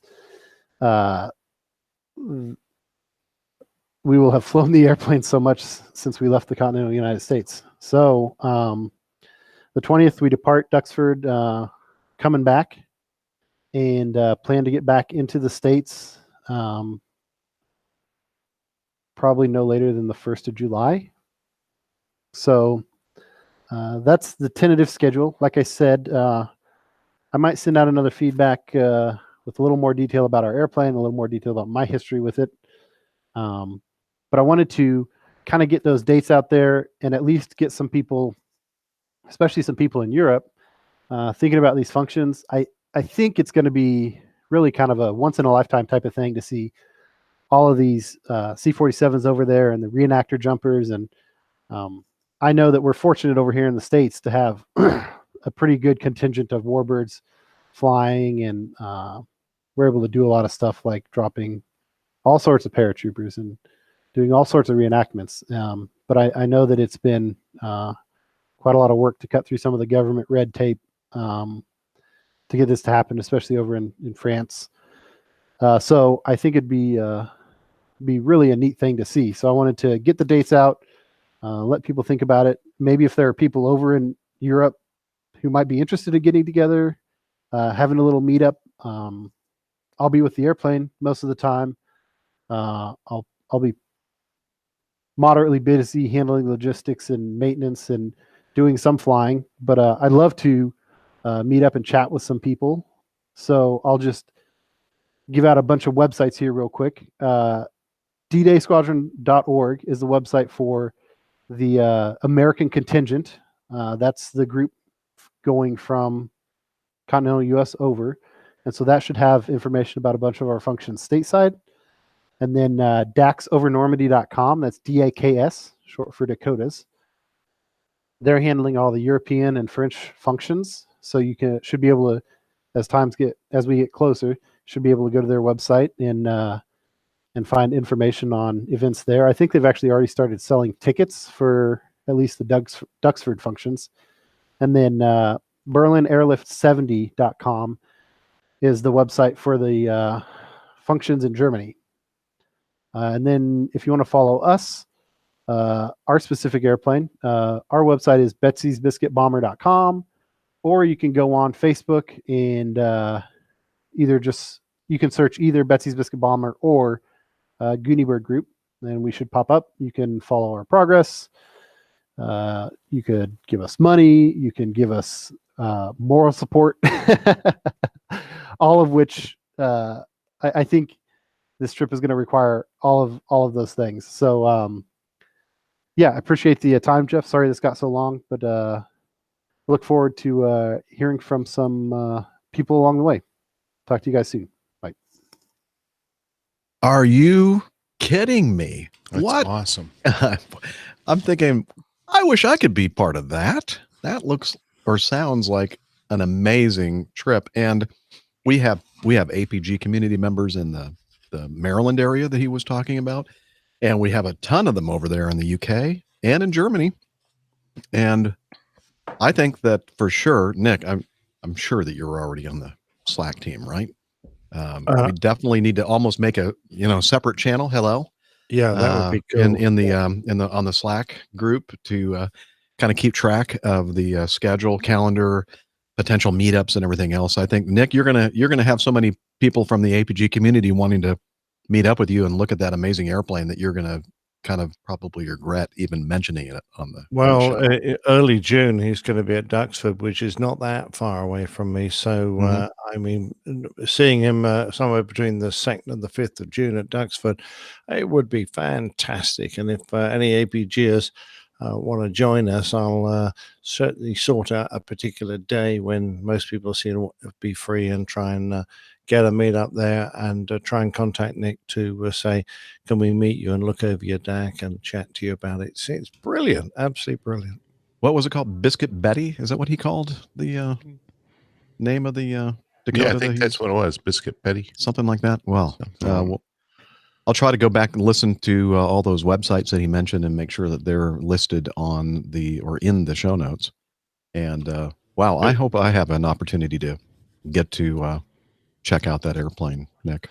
But certainly I'm on the DAKSoverNormandy.com website right now looking at it, and there are some dates there which are good, and there's also a nice mention of the team, the UK and the European team members, so there's plenty of people to get in touch with.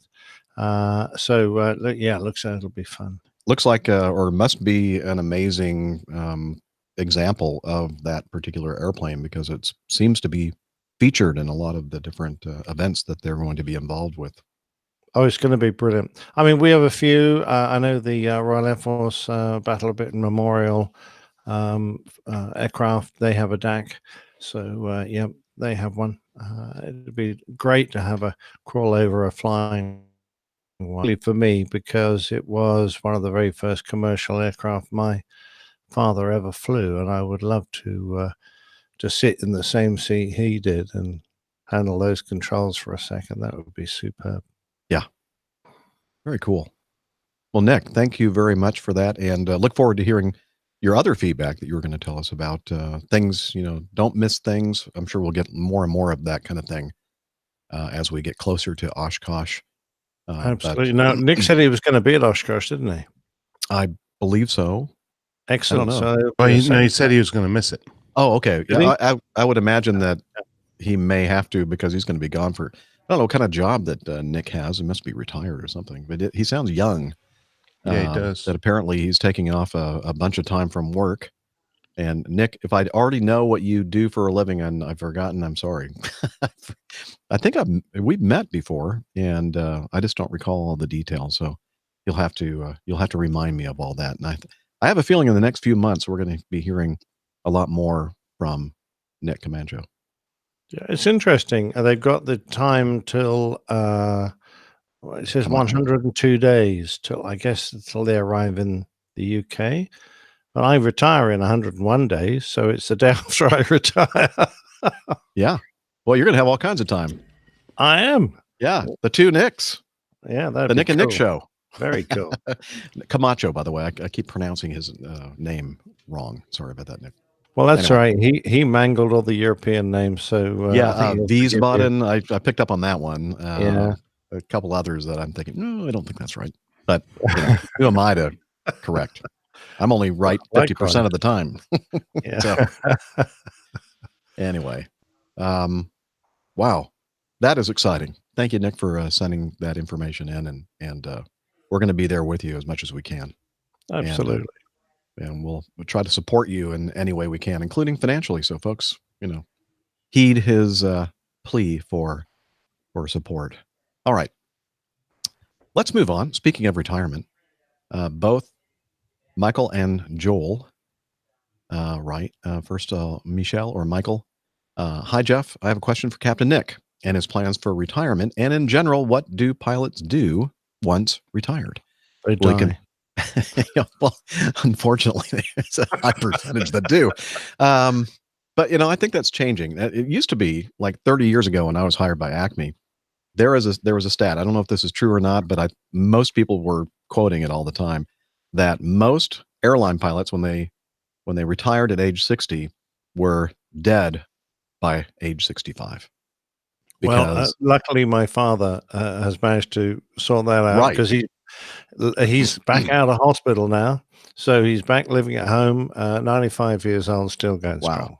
So yeah, he's definitely an exception to that rule, but I think I sense that is probably changing for a number of reasons, or more advanced healthcare, et cetera. But I think a big part of it is that many of the pilots back in the older days, a previous generation or two, pretty much what they did for a living was it. I mean, they were defined by their job. And when they no longer had that job, many of them didn't know what to do with themselves, and didn't feel like, that they were doing anything, worthwhile for society and whatever. And they just kind of withered away and died, and so thought, well, that's it. But I think that our generation and future generations we're so involved with things like podcasting about aviation and doing all kinds of other things that sometimes this job kind of gets in the way of all the other stuff that's going on in our lives. So I think that's one of the big reasons why I think that airline pilots are going to last longer after retirement in the future. Just kind of keep engaged and keep their minds going and that kind of thing. I don't know. Yeah, I was flying with a lovely first officer the other day who is an engineer in his back garden, and he constructs and sells microjet engines. He is an instructor. He's a glider pilot. He just started listing all the things he does. He does, mountain bike riding. I don't know. They just went on and on. And I was going, boy, oh boy. And he says, I can't wait to get part-time. So right. I think so too. I think that's a big shift in careers and between our current generation and the previous generations. Could be wrong, but I suspect that I think it's I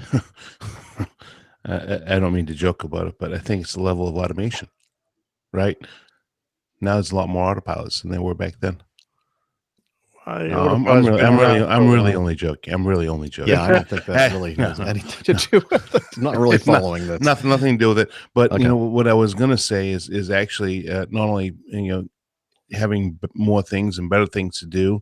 I'm not sure back then that they had the polarized windshields to help protect them a little bit, and also the much better medical care that we have nowadays. That we can manage through a lot of diseases a lot better than we could back, even just 10, 15.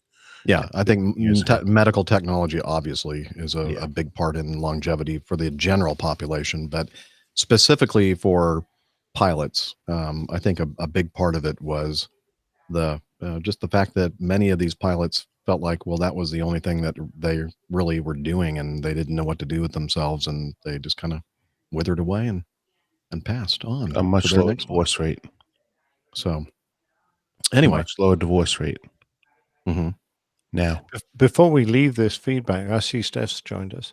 Can I just the bit you highlighted there, because it sounds like we've been asked. Yes, you're going to do that. We've only done Michelle or Michael's portion, and I believe, because we just started reading a couple of his sentences from his feedback. And in fact, maybe I haven't even read any of it yet. We just kind of jumped into retirement there.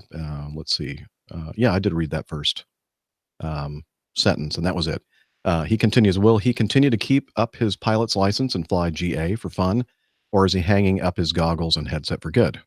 Nick, what say you? Possibly. I might take up some gliding, but I think for a while I'm just going to put my feet up. Thanks so much. Okay. And then Joel Billywiz from Brighton wrote in. I had an exchange with him earlier today, actually, via email. He was one of our Coffee Fund contributors. Thank you, Joel. He says, first of all, thank you to all of you for your brilliant podcast. It helps me keep sane whilst doing laps of the M25. Asked Nick. If any question has already been asked and answered, then I apologize. I did mean to ask you a couple of years ago at your Farnborough meetup, but I forgot.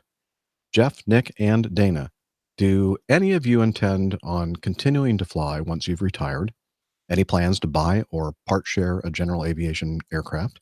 I think Nick has Lasham Airfield up the road from him, and I believe it has a large glider club. Maybe a towing pilot job would be fun. And he also adds, if you have time when reading my feedback, could you give my cousin Liam a shout out? He works for Acme Red's crew ops in Crawley. So here's a shout out. Yay, cousin Liam. Yeah, thanks very much, Ops. I speak to them regularly, and they're a fine bunch of people. Excellent.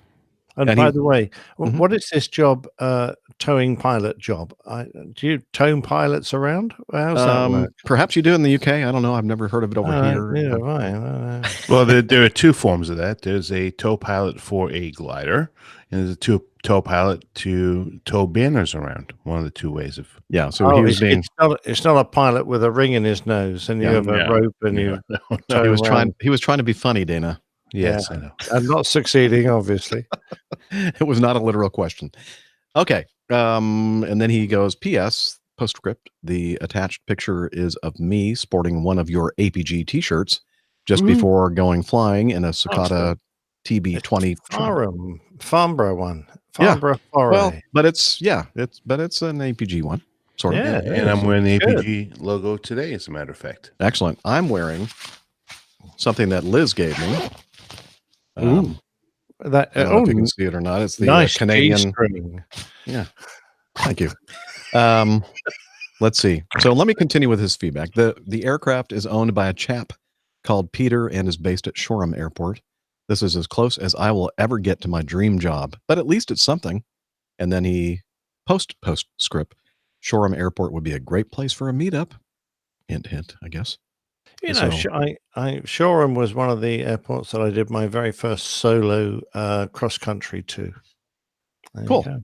So we have a nice picture of Joel in front of November 113 Alpha Charlie, a beautiful Trinidad, and a nice triple bladed prop, isn't it? So So Dana, what do you think? Are you going to get involved in the GA world, do you think, after you retire, or maybe even before you retire? You know, it's kind of funny you should mention that, because I was talking about this exact topic with my buddy Dave in Memphis the other day, and we had a nice little tour of the Lear and the flight deck, which is far more modern than what I fly these days. But I came from the corporate world, and there's really, unless there's a medical reason why I can't fly after I retire, if I'm still enjoying it as much as I do currently, which is immensely, then I will probably stay active to some extent in contract flying in the corporate world, or very likely do a little flight instructing on the side, because I'm still an active and current flight instructor, and continue to keep it active and want to keep it going all the way through my all the way through my elder years. So I do enjoy it. I choose not to do a whole lot of GA flying currently, only because I'm flying professionally all the time. So when I'm away from it, just kind of like Nick's talking about in his retirement, when I'm not at work, I like to kick my feet up and enjoy life a little bit. So that's leads into maybe the longevity of myself and others in this business. And the I don't know. The guys of old had a lot of leisure time, a lot more than we have now. Again, so I'm not sure that is actually a big factor. I guess everything is a factor, but Simon, he's talking about the age of pilots passing away after retirement, that he was talking about aerotoxic syndrome.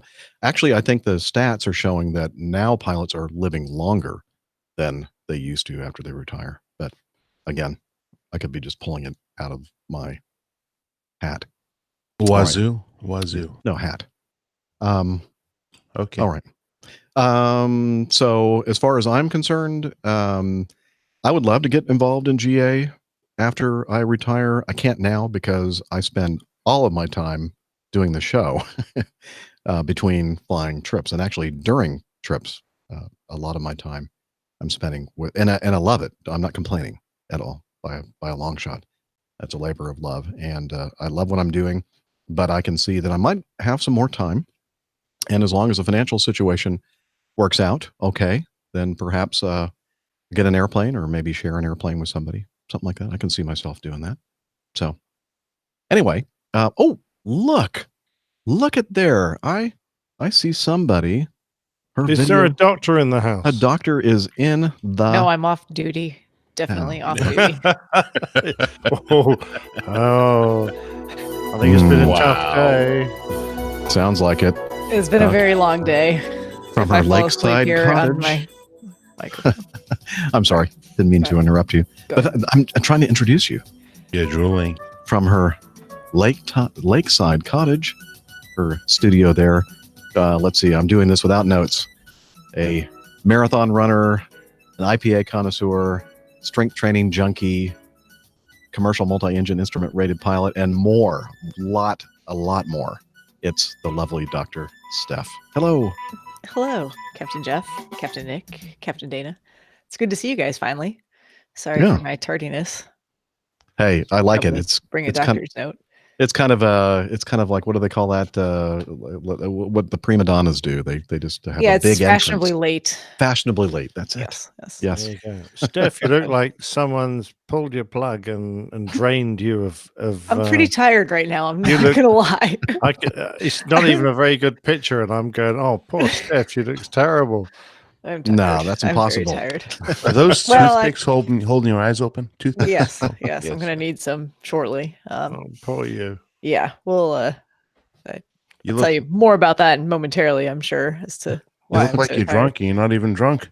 I have had nothing to drink. Nothing since Sunday. Well, get on it. I'm having... Cheers. Trust me, it'll make this experience on the show much, much better for you. I'm having a sports drink right now. It has no alcohol in it. I was hoping that you'd read some technical documents, but oh well.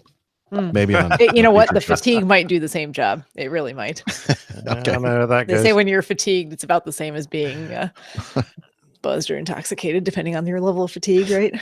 So, yes. Well, Steph, the last time we saw you and heard from you, you were in Salt Lake City at the Wasatch Brewing Company. I was. And in fact, you were about to kick off a meetup, and you left us hanging. I know. I'm sorry. We just disappeared at that point. No, we missed you. And we did record some audio. Did you get a chance to play that already? No, I have not. Oh, okay. We have not. We can pick right on up kind of where we left off. I recorded this at the end of the meetup. So okay.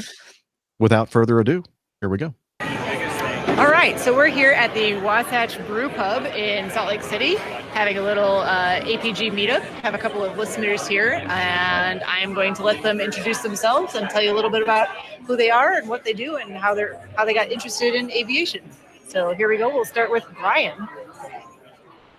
Yeah, hey everyone. My name is Brian Parrott. I'm still working on a PPL, looking at doing either some humanitarian flying or maybe some airlines someday. We'll see. And advanced APG syndrome, I'm afraid. Had an APG dream the other night, so that's probably not good.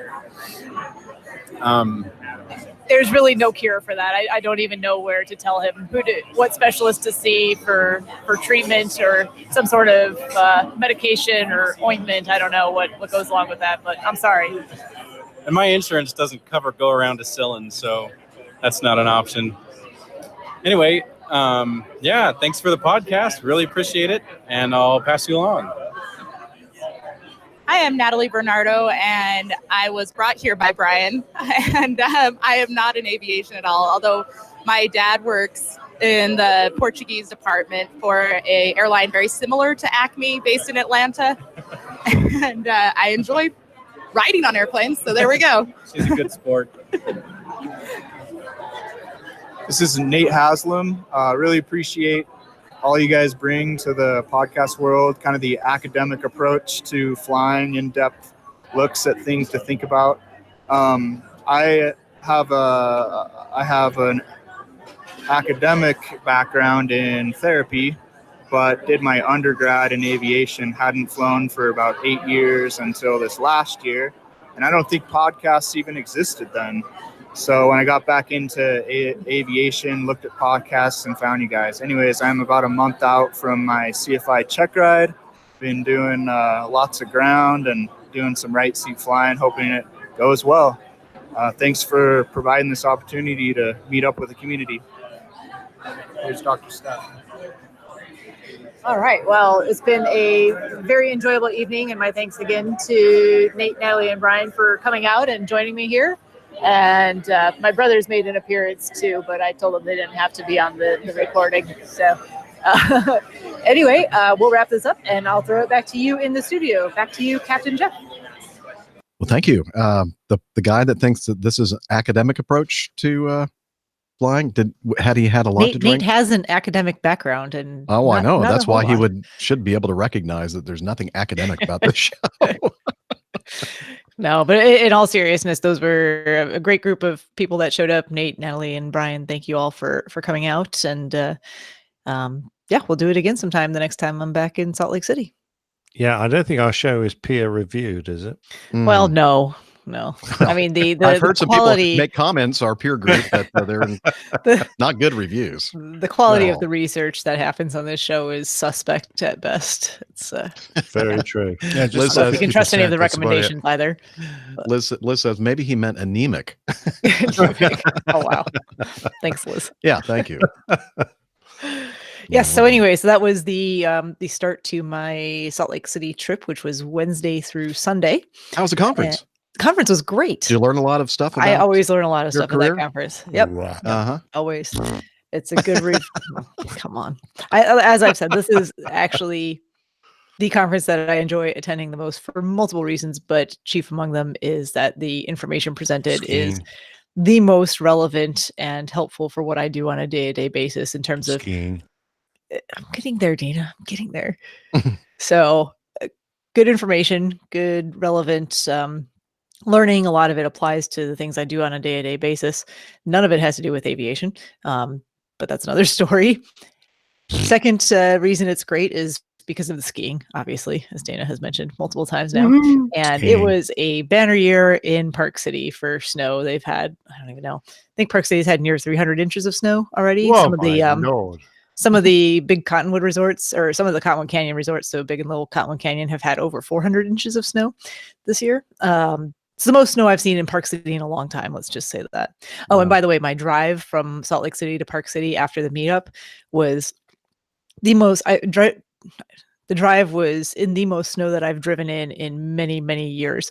As soon as I got into the canyon, it was quickly became very, very snowy. The roads were covered, and it was hard to even tell what lane you were traveling in. So that was a fun experience on Thank you for I-82. risking your life for the APG. Hey, that's what I do. Appreciate it. Now, do they have big snow sticks on the road to show you where the Yes, edges are? not on I-8, not on the main highway, but certainly I actually have some pictures of that because as you're skiing in Park City and especially on the canyon side, there's a whole lot of cabins and things built up in the mountains that are private residences. But the road that goes up there was just, it's funny to watch them plow it. They actually have this machine that's kind of like a giant snowblower that goes along the very edge and makes kind of like a cut into the snow on the side of the road, but they have stakes there so you can see where the edge of the road actually is. I had never seen that before. That was pretty interesting. But several feet of snow on the side of the road. I mean, like 5 or 6 feet of snow on the side of the road. Wow. So yeah, it was great conditions for skiing. Got to see I got to see all of my siblings while I was there and all of my nieces and nephews. So family and friends is another important part of that conference for me, including my friends that make the trip out for the conference itself that every year. And thanks to their daughter, I came home with a bit of a cold on Sunday. Well, actually, I finished skiing on Saturday and went to visit with my sister on Saturday night. And by the time I left there, I did not feel good at all. I think I was running a fever at that point and was starting to feel kind of congested and scratchy throat and not good stuff. So I was actually checking into a different hotel that night. So I checked into the hotel, drew a very hot bath, relaxed, went to bed as early as possible, did not set an alarm for the next day. I thought about skiing a half a day, but decided it wasn't worth it since I'd already had several days of very, very good skiing. Slept in, had room service breakfast, kind of treated myself to self-care Sunday. Had lunch with my brothers and then basically made my way back to the airport and flew home and thought I was doing a little bit better until I woke up yesterday morning and discovered that no, really not feeling any better.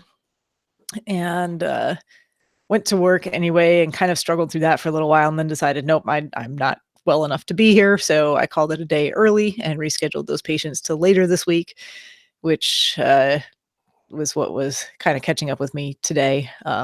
Not so much that I had patients to see, but I had a lot of paperwork and other stuff that I did not get a chance to get caught up on yesterday. So that leads me to my 12-hour workday today and the fact that I'm just joining you now.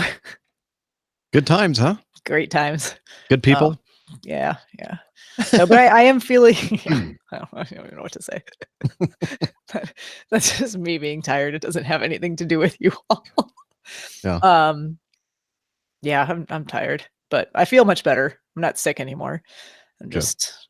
Sounds like you have a little, congestion. I'm a little congested still, maybe, Yeah. but in terms of feeling that, I don't feel bad That's good. anymore. Yeah. Good. No fever and all that. No, not anymore. Well, hey, Steph, I hate to put a damper on the fact that you're just starting to feel a little bit better. Yes. But, well, we received some feedback. Oh no. And you're already sitting down, so I'm sitting down. I wish I could grab a beverage, but all I've got is like my electrolytes drink here because I've been sick. Well, you mentioned that you have a new member of the canine family. Indeed. And it seems that all isn't going as well as you think it is. We received this from, I think it'll be evidenced here in a minute. Dear Jeff, Dana, and Nick. Now, that should be a clue. It was not addressed to you, Steph. It's not even, I don't even have it to read it. I'm not sure where this came from. Well, here, just listen closely. Okay. Hello. I'm a longtime listener, occasional contributor, but this is my first feedback. Or is it a plea for help? This is not aviation feedback, but your community is my best hope. Please listen to my sad tale of cruelty and loss of privacy. My name is Taco. I'm a small but loving dog, but my life has taken a turn for the worse. Please allow me to tell you my tale of woe. Firstly, I'm just going to go grab some tissues now. Taco says TAIL of woe. Very, very cute, Taco.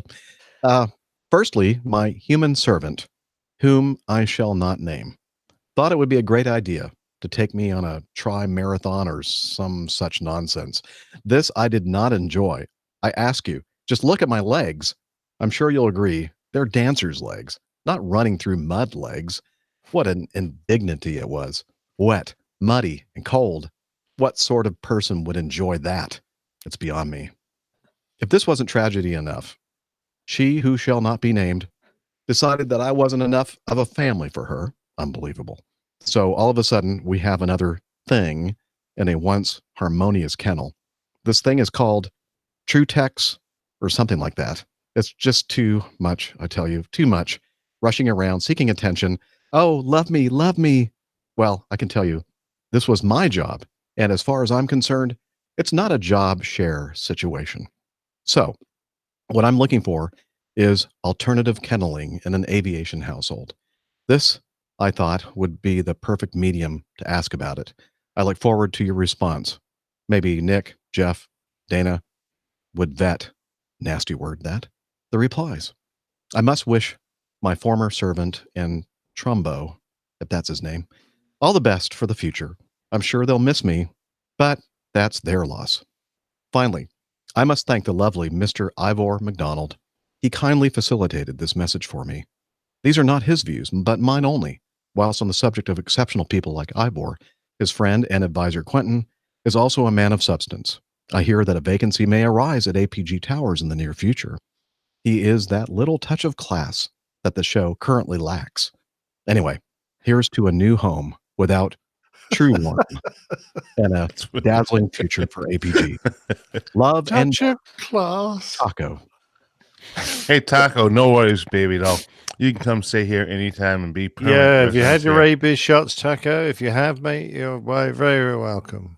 That Yeah, hurts. although that last paragraph, that kind of hurt hurts. all of us, didn't it? I think so. A lack of a touch of class. Yes. So Definitely talking about me on that one. I don't know. So, Taco, if you're listening, we'll do our best to find you a new place to live. And I thought it was going so well. Well, looks can be deceiving. Yeah. I wish he would have told me personally instead of writing to you all. I know. And just gonna grab my apparently tissue. he has skills on the iPad. It I was see sent that. from his Yes. iPad. Well, my thanks to Ivor for facilitating Tacos, for taking that dictation. I didn't know you were fluent in whatever Dog language bark. it is that dogs. He's a dog whisperer. Mexican dog barks. Yeah, Mexican dog. Yo Chihuahua. quiero Taco Bell. Chihuahua. Yo quiero Taco Bell. Pretty sure that's all he said the entire time, and Ivor just interpreted based on the intonation. Yeah. Anyway, very well done. Thank you, I Ivor, for really like that. that. That was cute. I'm crying a little bit still. It kind of hurts. It hurts. Because sometimes I get the feeling that Taco really does feel that way right now. Poor Taco. A little bit more personal than you expected. Yeah, a little bit. Sorry. Yeah, it's Ivor's fault. It's good. It's good. It's been good for Taco. It's been a growth experience for him. Let's just say. That reminds me, we had this wonderful That just makes dog. you feel better, Dr. Steph. Well, yeah. You're just saying that because it makes you feel better. Well, I'm trying. Anyway, we had a wonderful dog, Holly, that we got from a kill shelter, and had her for several years. And occasionally, Linda's mom would come by with this dog, a dachshund named Greta, and poor Holly would put up with her, but was so happy when Linda's mom would leave and take Greta with them. And then one day, Greta came to visit, and she never left because we inherited Greta.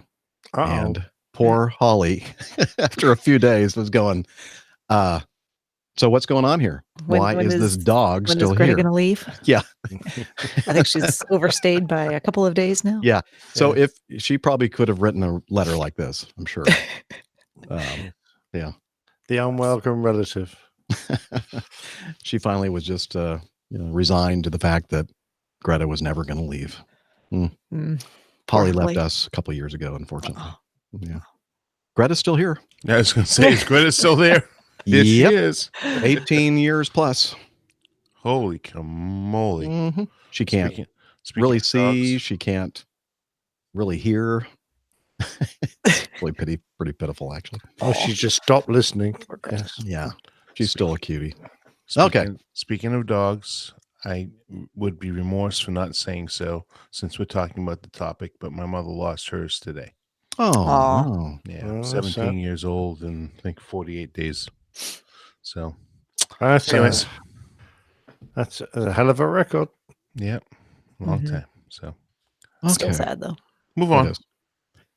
Okay. Well, I think that this might be a great opportunity for us to continue with the show and do what you've all been waiting for. The whole reason that you tune in to the show. Shut apparently. up, Jeff.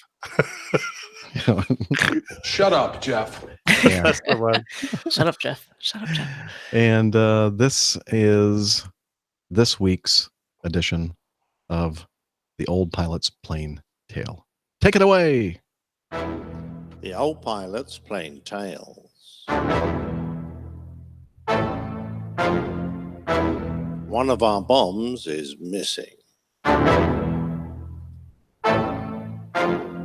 In the past, I've talked about aircraft that go missing, but a little while ago, Sylvia told me about a few bombs that went missing and put a little town in Oklahoma right on the map.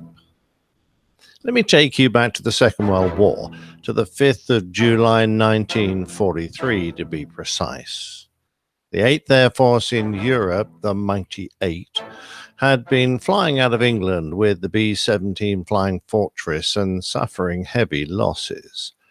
So back home in the United States, training to replace lost crews was going ahead apace, and none more so than at the Dalhart Army Air Base in Texas. That night, some 4 crews were coming close to completing their training and were getting airborne to conduct practice night bombing missions on a range near Conlon, Texas. In their bomb bays were several large practice bombs, which contained nearly 100 pounds, that's 45 kilos of sand, but were tipped with 3 pounds, 1.5 kilos, of explosive designed to create a realistic amount of smoke and flash for the bomber crews to see. As it got dark, with their 4 Wright Cyclone turbocharged radial engines bellowing, the aircraft got airborne and set course for the range. But in one aircraft, the navigator made something of a mistake. Just a small, inaccurate reading of his map, perhaps, and they began to deviate from their desired track. As the error grew, the B-17 moved further and further away from their destination until they were some 45 miles in error. The target that they were looking for consisted of a small square lit by 4 lights, one on each corner. On cue, the bombardier looked down through the glazed nose of the fortress and saw the lights in the distance and started to line the big aircraft up. He opened up the bomb bay doors and prepared to drop the first bomb. In Boise City, the inhabitants of this rural farming area were early risers, so most of the 1,200 residents had gone to bed, putting their lights out. A few young couples were walking back from the movie theater, and in the small cafe, some local folk were enjoying a last drink with some truck drivers who were shooting the breeze over a late meal. In the center of the town was the courthouse, in front of which was a small square, lit by a few street lights. It was around midnight when the faint drone of an aircraft was heard, but nobody took much notice until...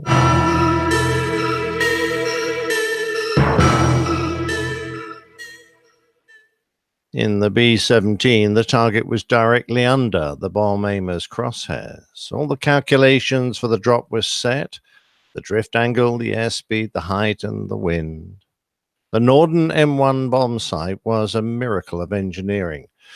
Funded by the Navy, it consisted of a small telescope mounted on a gyro-stabilizing platform that kept the sighting head stable. A sophisticated mechanical computer was used to calculate the aim point, which was fed back to the sight, automatically rotating the telescope to correct for drift and aircraft movement. The aimer could feed any residual drift he saw up to the pilot to correct his heading, or in later versions, directly to an autopilot. Simply moving the telescope to keep the target in view had the effect of fine-tuning the windage calculations, greatly increasing the sight's accuracy. So secret was the technology behind the sight that the US government refused to allow the sight to be purchased and used by the RAF during the war for fear that it would fall into enemy hands. Handing over the Norden bomb sight had become as much a political as a technical problem, and its relative merits were being publicly debated in Congress weekly, while the Navy continued to say that the Norden was the United States' most closely guarded secret.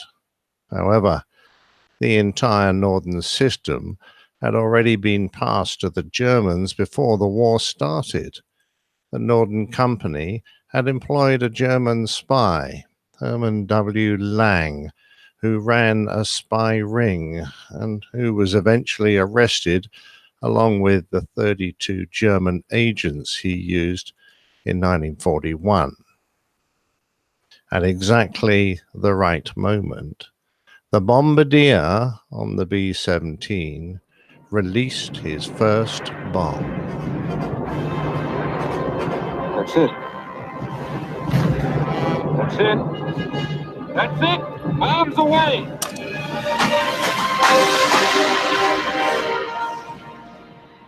The blue-painted M38A2 bomb released cleanly and fell past the open bomb bay doors, hitting the cold night air. But it didn't care.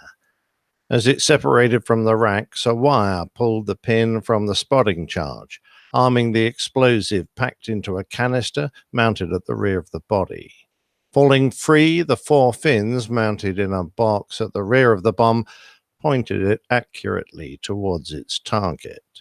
It was already doing a couple of 100 knots at release, but now with gravity pulling it downwards, it accelerated further until it went through the roof of a garage near the town centre, digging a 4-foot hole in the floor, followed by a resounding bang and cloud of smoke as the black powder charge went off.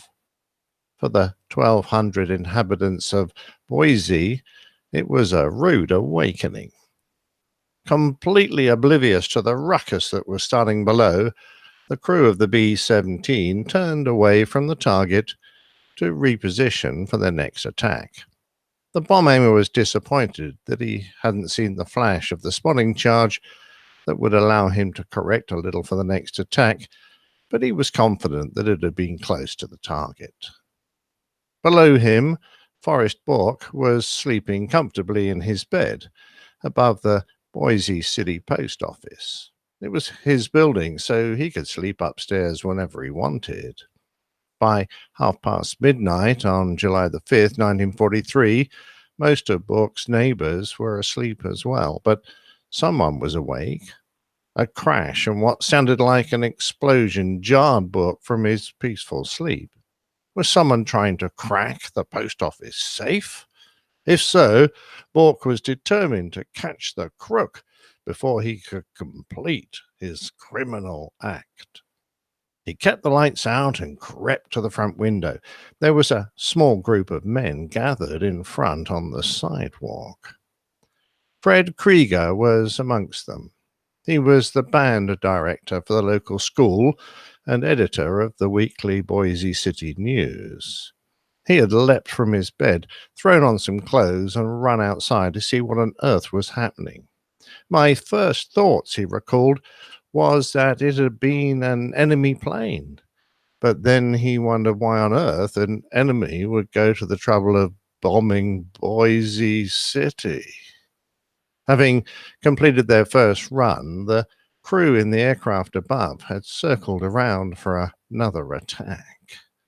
The second bomb began to whistle as it headed earthwards, but even the hand of the Almighty couldn't prevent this bomb from hitting the white-framed Baptist church, exploding beside the building with another loud bang which broke several windows. After seeing how deep the bomb had bored into the pavement, Fred said how glad he was that he hadn't hidden under the paper cutter in his office. What this town needs, he suggested, are some searchlights and anti-aircraft guns. As the attacks continued, Mr. Bellew, the town's night watchman, was near the post office. He threw himself flat on the sidewalk, watched the sky, and wished that he'd had his rifle with him as the plane made another pass over the city. Not far away, near the Cimarron County Courthouse, Colleen Jones and 4 girlfriends had just left the local movie theater. Their dates were soldiers from the Army base at Dalhart, where the rogue aircraft had originated. When a bomb hit the ground, Jones asked a soldier what it was. "By God, it's a bomb," he replied in a dreadful American accent, and they ran away as fast as they could. By now, Pastor Dodds had reached his church, and he found the front door of his beloved chapel blown open and some of the rainbow-colored windows broken. Later, he told a reporter, "If 1/4 of the people who came to see the hole that bomb made would only attend church..." In the cafe, the truck drivers realized that their vehicles presented a major danger to the town. They were gasoline fuel tankers. The drivers sprinted to their trucks, fired them up, and were driving hard to get out of the city when the next bomb fell, between the sidewalk and curb in front of the Style Shop building, just a few feet away from one of the tankers. The bomb had flared up, and it was dangerously close to a large underground gas tank, so Forrest Book marched over with several of the men to try and prevent an explosion. The fourth bomb also came close to striking a parked fuel transport truck, plowing into the ground and blowing up only yards from the McGowan boarding house. The driver of a munitions truck parked on the square quickly dropped everything and rushed from the cafe to move his rig away as well. Still blissfully unaware of the carnage that was occurring below them, for 30 minutes the B-17 crew continued to circle around, throwing their bombs at the innocent folk of Boise City. Like everyone else in town, Frank Garrett, the superintendent of the Southwest Public Service Company and the man in charge of the electricity in Boise, had no idea what was happening, so he was hesitant to kill the power. Being the guy in charge of keeping the lights on would make you a little gun-shy. When the power was flowing, you wouldn't hear a peep out of anyone, and you certainly wouldn't get any thanks for a job well done. But if that power went out, even for just a second, you could count on hearing about it everywhere you went in town. Garrett wanted to get a little more information, and if you needed to get the story in Boise City after midnight, it was time to go to the Liberty Cafe. 5 bombs had crashed into the town, and there were people in the streets wearing their nightgowns and pajamas. The bombs weren't causing the type of explosions they would normally expect, but they were still heavy chunks of metal being hurled at them from the sky at a high rate of knots. Garrett arrived at the Liberty Cafe and joined the other confused townspeople there. He was still unsure if he should kill the power, but the drone of the B-17 making another run made his mind up for him. Boise City needed to become invisible. Garrett and another utility company employee hopped into a pickup and sped off to the powerhouse. Before they could achieve their mission, a 6th deadly bomb whistled down from the aircraft and buried itself just outside the home of Boise City Attorney E.B. McMahon. At that point, No one had been injured in the bombing, but Garrett needed to kill the power before that plane circled around again and somebody's luck ran out. The pickup truck carrying the 2 power company men skidded to a stop at the Boise City powerhouse, and Frank Garrett made his move.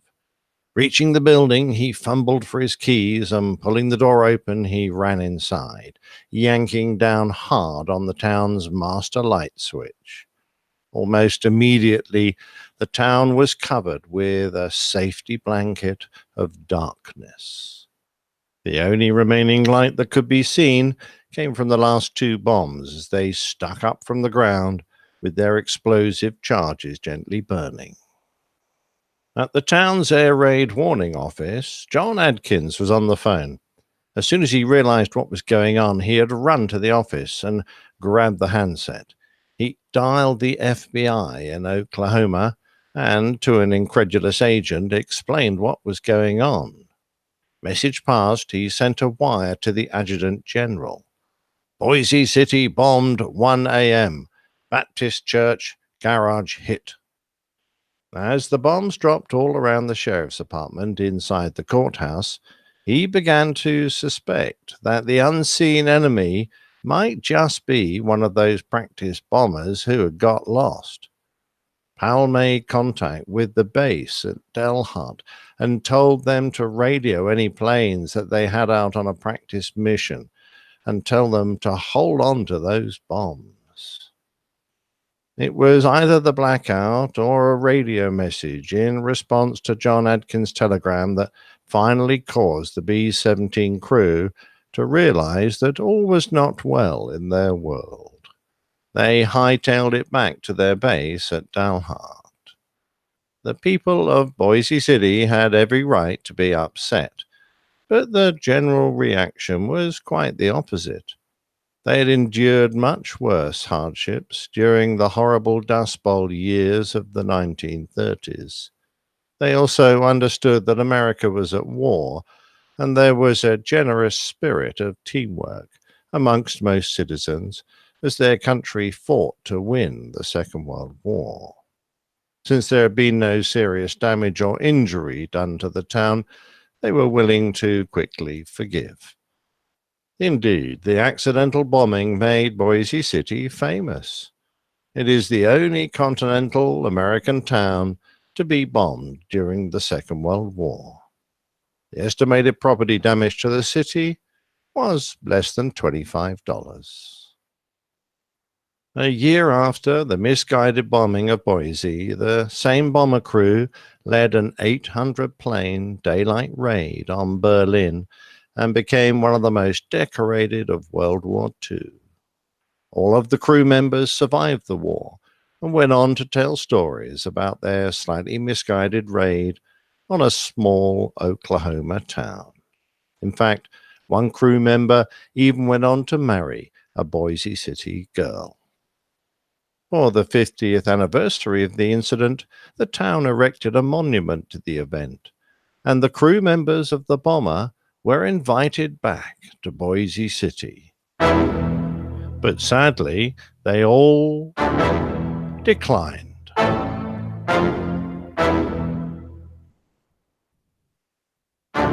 If you enjoy Plain Tales, please leave a review at Apple Podcasts. Yeah. Hey, that plane tail was the bomb. He bombed. Oh dear. Another way to go. Yeah. Well, that's a nightmare because there's another one that'll bomb next week. No, a bomb. See, that's a good thing. It was the bomb. Oh, is it? Yes, the bomb, dude. No, I'm not doing very well.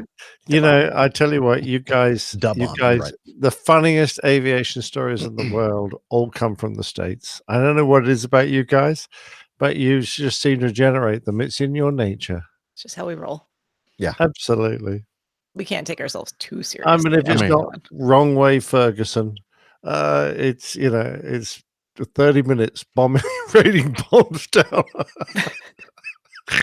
Well, I'm glad you're enjoying he's great. the American folklore. He snorted. I did. no. I did. I'm You sorry. did snort. Glad you can have some amusement at our expense. Well, it's a long time ago now, but I love the story. I love the stories of the inhabitants, rushing around. Very good. I love that. And thank you very much to Sylvia for suggesting that. Thanks. Brilliant. All right. Guess we need to start doing some plain tales about funny things happening in the UK. Oh, I've got we'll a have to few. Come look on. up those stories. I'm sure there are It's none. a stiff upper lip that prevents that, actually. Yeah, I know. But it makes a very straight moustache. Yeah, it sure does. So, is it really true that we have about a half an hour left? Not Liz? even. It's yeah. About 20 minutes. What did you guys talk about in the intro? Well, we all talked a types of lot crap. about you. I wouldn't Oh. listen to it if I were you. No, I that's won't. true. I don't know. might. I don't know where the time went. I don't know where the time went. Because we're only on number 3 in the feedback. Oh Lord, we're gonna have to get a grip of this. Where's our producer? I don't know. We need a feedback HR. special. HR. Yeah, that's what we need. Your HR stuff. Oh, sorry. Right. We're gonna have to, you have to talk very fast, Jeff. Okay, quickly. Richard, number 3. Regarding the feedback in the previous show that mentioned key rings made of old aircraft, back in 2013, I flew to Barbados or whatever you call it, Nick, on a beautiful Virgin Atlantic B747. It was GV Fab, Golf Victor Fox Alpha Bravo, Lady Penelope. Recently, a friend who works for them bought me a little present. Either could work there. I didn't even know the plane had been retired, let alone scrapped. And now I have a piece of her. Thanks for the show, Richard Nash. Then he included a picture very similar to the key ring, I think, that Nick is in possession. I'm sure it's the same company, or certainly the same idea.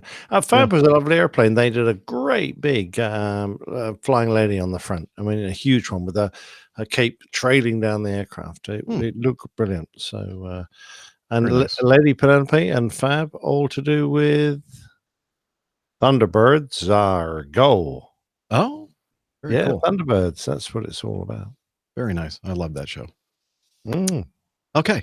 Number 4, Dave. Let's see. It's some quick audio feedback. Let's hear it. Hi, APG crew. This is Dave from Greensboro, longtime listener, even longer aviation buff. Tell my age, I used to mimeograph letters, send them to all the major airlines, get timetables and pictures of all their airplanes. That said, I was thinking about countries of origin for specific airliners. Embraer in Brazil, Bombardier in Canada, various US manufacturers, Fokker in Netherlands, BAC in the UK, the various other European manufacturers. With all that said, are there unique instruments or configurations that are specialized to the country of origin of a particular commercial airliner, where you could walk into a cockpit and say, yep, that is French, or yes, that is German, or whatever the case may be? I get some of the technology is old. Certainly Airbus is using 1970s Japanese Atari joystick technology. And Boeing is probably even more current than that. But anyway, that said, are there pieces that are specialized to these particular countries besides Portuguese or specific language that may be written on a dial? Thanks. You guys have a great show. I look forward to listening to this every morning at 5 in the morning when I'm out walking the dogs for 3 to 4 miles. Take care. Dave, don't stir or disturb the hornet's nest. No, please do send more. There was absolutely. Hey, what about Russian aircraft? Do they have any unique properties? Does anyone know? Yeah, they Cyrillic. Something about their artificial horizon is the different. old ones. They have a fixed horizon and a moving airplane symbol, which is the wrong way around for us. Yeah. All I was going to say, there was nothing on the clock but the maker's name, and that was in Chinese. But there was nothing on the clock but the maker's name, and that was in Chinese. All right. Does that sound better? Okay, take 3. I don't know. Maybe we'll get it the third time. Hey, there was nothing on the clock but the maker's name. That was in Chinese. That help? Yeah, that's good. No. That's good now. Yeah. Wow. Yeah. Yeah, stupid American airplanes measure everything in pounds. I mean, pounds? Oh, give me a Where did we break. Do get you measure that? your stuff in stone? Yeah, but we grew up. Oh gosh. Yeah, to stone. Mhm. So stone. No one knows what that Yeah. means. We're all getting stoned. No, we don't measure airplanes in How many stone. hands high is that tail?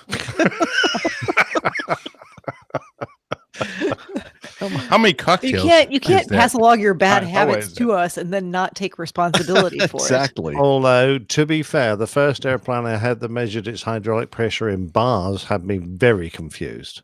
I was used to 3,000 psi, and all of a sudden it's 3 bars, and I'm going, what? What the hell is this? Yeah, I don't know. I have no idea what a bar. Well, I do know what a bar is, Millibars? but Well- it has nothing to do with.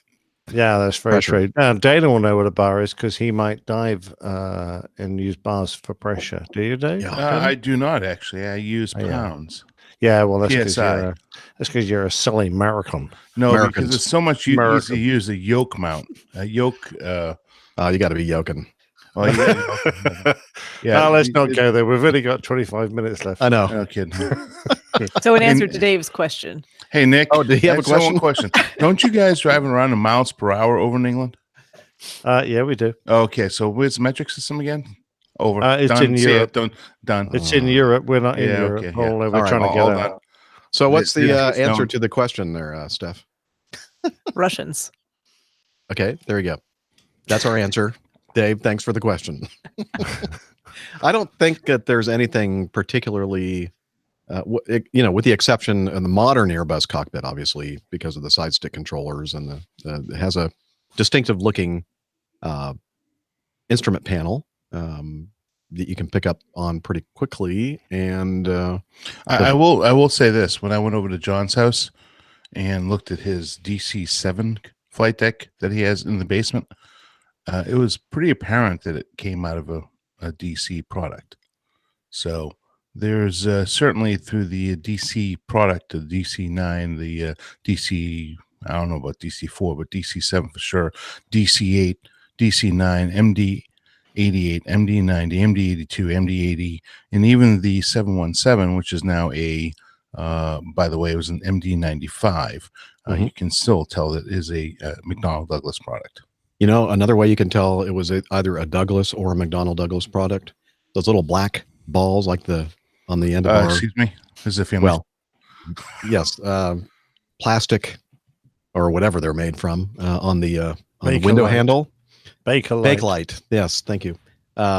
They are all over the McDonnell Douglas and Douglas Corporation products. So I think, stylistically, there's differences amongst all aircraft manufacturers, but in terms of the information that you're going to find provided in the cockpit setup, basically, instrument panels, whatnot. I like They're DC pretty- Comics. Okay. Similar.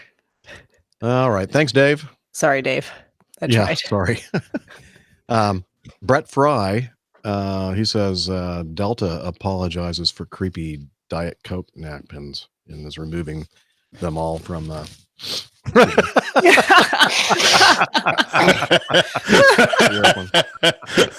Oh, you've got to look at the video.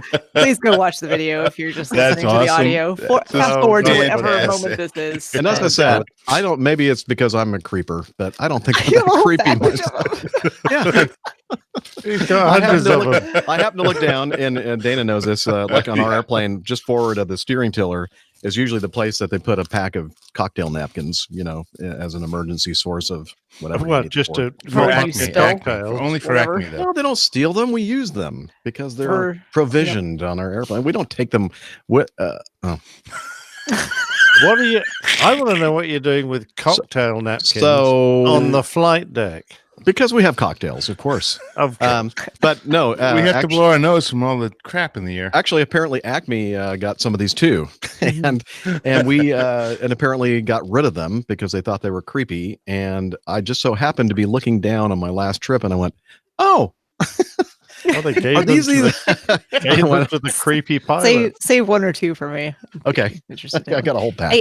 Hey, can I just say on my my return flight from Salt Lake City, at some point, I don't know what was going on. The 2 rows in front of me, it was like musical chairs, like people getting up, moving around. I was like, you're on an A320. Where are you going?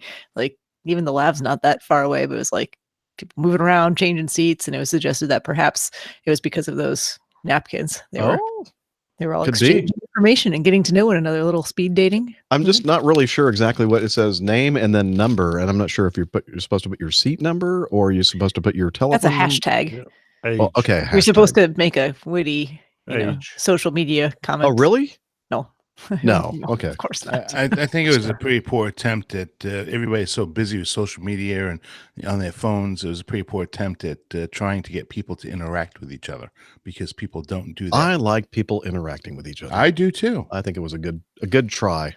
I don't want to talk to anyone. Bah humbug. I'm just kidding. Steph, come on. I know. All right. Thanks, Brett.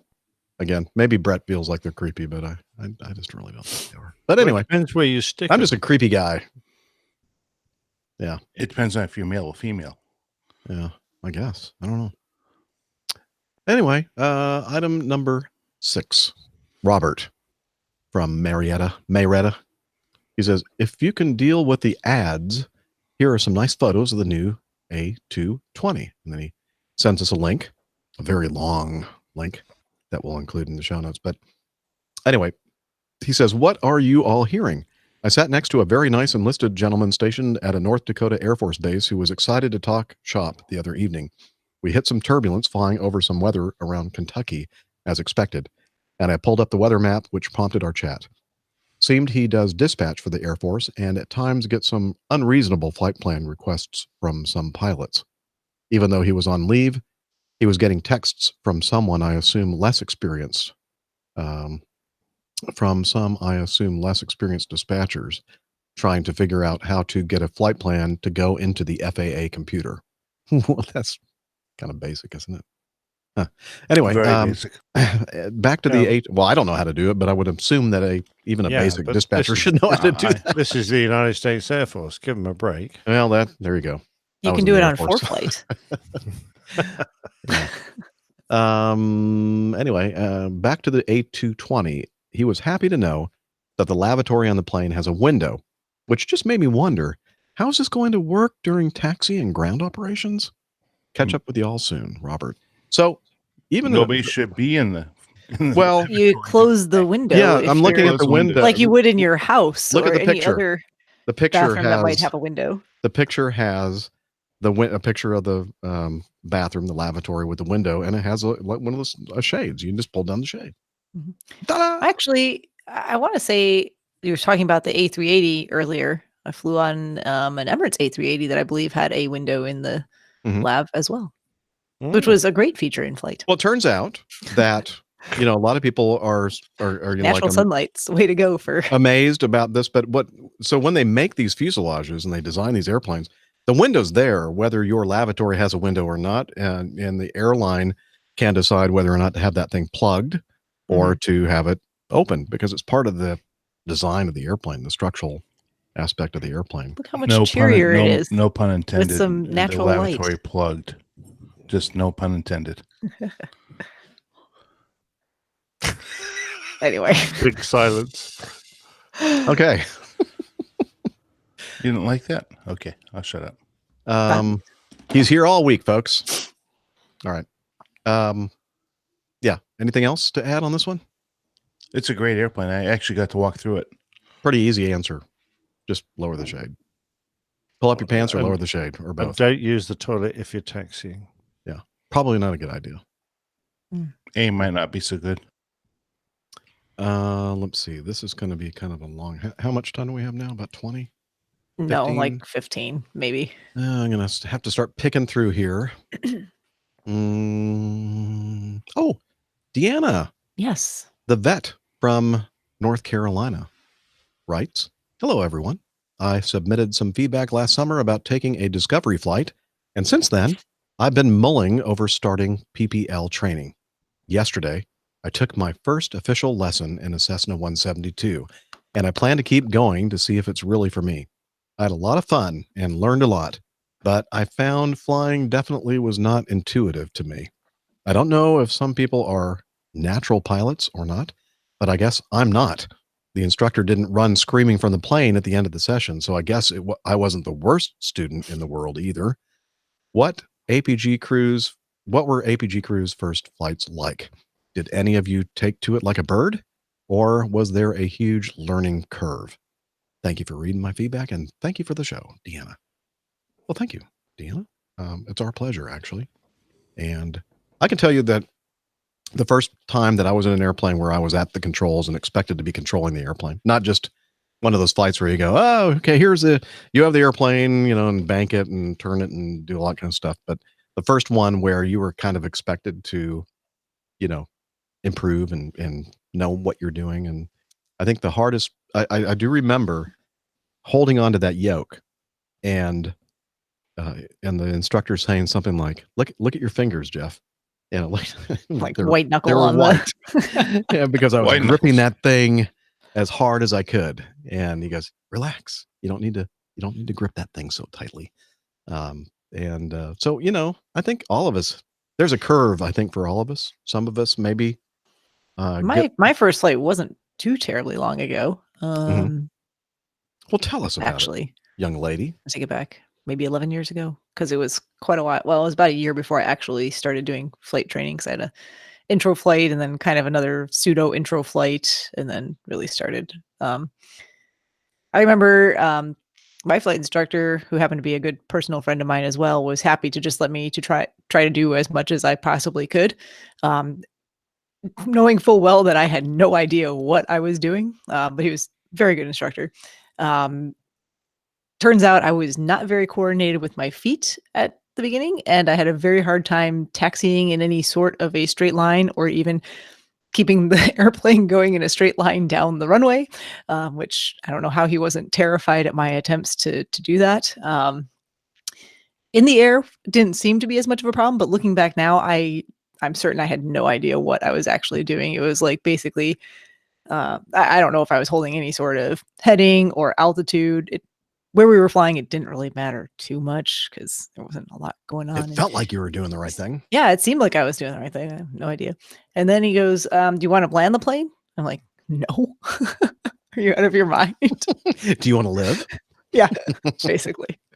So it was probably, 45 minutes of just kind of flying around the local area. And it was great. It was amazing. I just remember it being the most fun I'd had in a long time. And then I was going to have to learn how to do it. Your instructor didn't go running away when you got on the ground or anything? No, he was like, when are we going again? I was like, very good. Okay. Yeah. Well, I think he was in it to make money off of me. Well, that is part of it, I guess. He was a good friend who also was a good salesperson. Hey, Dana, how about you? Does anybody have a really good golf swing? I am good at Top Golf because it doesn't matter where. Arnold Palmer does. Yeah, well, but right. So most people are not 100% naturals at flying airplanes, and it's just not a natural thing to do. There are some people that have better aptitudes per se at flying, just like there's some people out there that are really good drivers on the road, and there's some people, well, not some, most people are just idiots on the road. So I will agree with Dana wholeheartedly on that sentiment. So, there's a lot of learned skills with it. As an instructor myself, I've seen a lot of things in the years. We all have a learning curve, every one of us. And some people need more golf lessons. Some people need less golf lessons. But in the end, if you want to be a good golfer, you all need golf lessons. And even people who are professionals get coaching golf still. Lessons. That's exactly correct. But I guess you could say, like in sports, there are some people that are just naturally, like they'll, can shoot a basket, from, whatever. You know what I mean? Well, there is some of that is at work, I'm sure.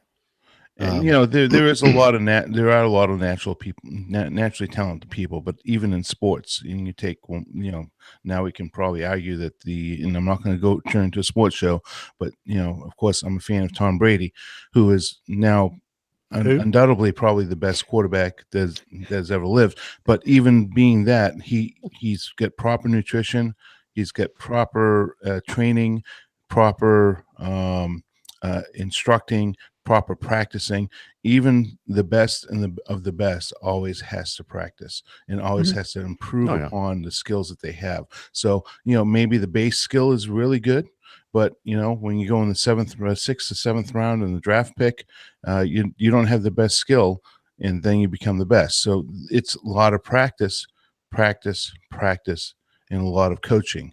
And some people need more coaching, some people need less coaching, some people need more practice, some people need less practice. And there's some people just shouldn't even be on the football field. Okay, that's the majority of us, but that's the way life is. Seriously, so you may not be a natural, but seriously, if it's something that you love and have true passion for, with practice and coaching, usually you can succeed. I do enjoy walking around with no clothes on. So all natural. Oh wait, that's something different. What? Natural. Okay, got it. So Nick has been suspiciously silent here. So obviously he's the one on the panel that's just a natural. No, by no means. But I do. I think we all have a learning curve, because you can't do this on your own. You've got to be taught and shown. But some of us are blessed with a steep learning curve, so we pick things up quickly and we don't need to continually have them repeated. And some people have a flatter learning curve, and some people have a learning curve that doesn't even start to move. Now, those people are probably not blessed part of the world, but everyone eventually, if you throw enough money at it, can probably be taught to fly to one standard or another. So it's good fun. Give it a go. Just keep plugging. Stay with it. I think there's a certain point at which you kind of go, oh, I get it. And then all of a sudden you're thinking, why did I have an issue with this before? Now it's like makes complete sense. And I think Deanna's got the right attitude towards it. Take a couple more lessons to see if it's definitely for you, because like Jeff said, you will reach that point. And I think for most people, it does happen rather quickly, where you go, oh, even if I'm not the most natural in the world at doing this, I can certainly learn how to do this. And it's just going to take the right amount of time invested in it, learning it, asking the right questions, good instruction. But truth be told, there's some people that no matter how much money and instruction or training or anything else that you get, I mean, you're not going to take a concert pianist to make them into a professional soccer player. It's just, there's some people that just have natural aptitudes towards certain things. Yeah. I think enthusiasm for what you're doing goes a long way, though. So if it's something you're interested in and something you really are invested in wanting to learn how to do, you can take that energy for the subject matter and convert it into aptitude. Yeah, exactly. Hey, Dana, you when you were mentioning, like, there are just some people, no matter how much money you throw at it, they just can't get it. It reminds me of my roommate in Air Force pilot training. He I think he self-initiated. They call it SIE, but if he hadn't, there was no way he was going to make it through, because he couldn't grasp the concept of when you bank the airplane and you have to like roll out and select leave. Now this does not apply to the Airbus, because this is like a whole different thing for you. Yeah, it doesn't. But actually, Nick, it doesn't. I know exactly what Jeff's going. In a conventional airplane, you bank the airplane and you stop it and you leave it set at that bank, and the airplane will continue to turn. Well, he just kept on turning, like holding the stick in position, thinking that he had to hold it deflected to continue to make the airplane turn. Well, I guess in a way it does sort of apply to the Airbus too. I mean, if you keep how many degrees of bank were your turns? Well, anywhere from 30 degrees to 60 to 90, depending on what kind of maneuver you were doing. But basically, he would just keep on basically turned into aileron rolls. Okay. So it was like, no, you have to like stop the bank. You got to turn it, let it bank, and then stop it at that bank angle. And then, leave it there. And then when you want to stop the turn, then you roll it back to wings level. And he just could not grasp that. And no matter how hard they tried, the light bulb never went off on his head, over his head. And he finally was like, okay, maybe this is not for me. But yeah, and those are few and far between. Yeah, there's a certain level of aptitude that you have to have, and if you have a technical mind or a mechanical mind or an analytical mind, in most cases, you can be a very good pilot. If you have an artsy-fartsy mind, probably not a good pilot. Well, I don't Technical term for I've artistic folks. Interestingly, I've seen some people that are kind of artsy-fartsy, kind of tuned. I think Jeff's kind of artsy. Well, not really. Not music- like musically? He's more fartsy. Definitely more fartsy. No, I was thinking about fartsy. musical inclinations and aptitude. Yeah, I mean, there are definitely different aptitudes. Yeah, exactly. And, I mean, even myself. I mean, Jeff, you've been flying this airplane forever. I've been flying the airplane for, coming on 12 years now, and I hadn't flown when I was on reserve for 3 months after just checking out, and I have 6,000 plus hours on the airplane, and I came out and flying the airplane as a captain. I felt like I was all I can't use that term, something, holes and elbows. And so when I was flying, because the airplane is kicking my butt, so even somebody that's been very familiar with the airplane and has been flying it forever and very familiar with how the operation is, even us experienced people, if we're not out there practicing and flying the airplane on a regular basis, we can even become very rusty. So it's all on how you approach it and how much practice you get. Because for myself personally, when I started flying, I would start and stop and start and stop and start and stop because of financial issues. And when I was doing that, it actually cost me a lot more money. Took me a lot longer because every skill that I learned, I lost. I had to relearn it. So that's a big key in when you make a commitment, go for your PPL or private pilot license here in the U.S. You need to commit to it, and if you do, then most people, not even more, but most people have the ability to complete the course and learn the skills. Very good. Okay. I think that we answered Deanna's question quite well. Deanna, keep on going, and we look forward to hearing more reports of your progress in the future. And with that, I don't think we have much time left. One more. Okay. One more. Well, did you see this one that John sent in? A house in Malibu, which is actually quite beautiful. I don't know if you all can see it. Speaking of artsy fartsy. Mm-hmm. What'd you say? Speaking of Malibu? Wait, did you say Malibu? I'm going to be in Malibu very shortly. Wow, that's cool. You going to be at this house? I'm going to go visit it now. Yeah. Well, this is from John. He says he's John from Joplin, Missouri.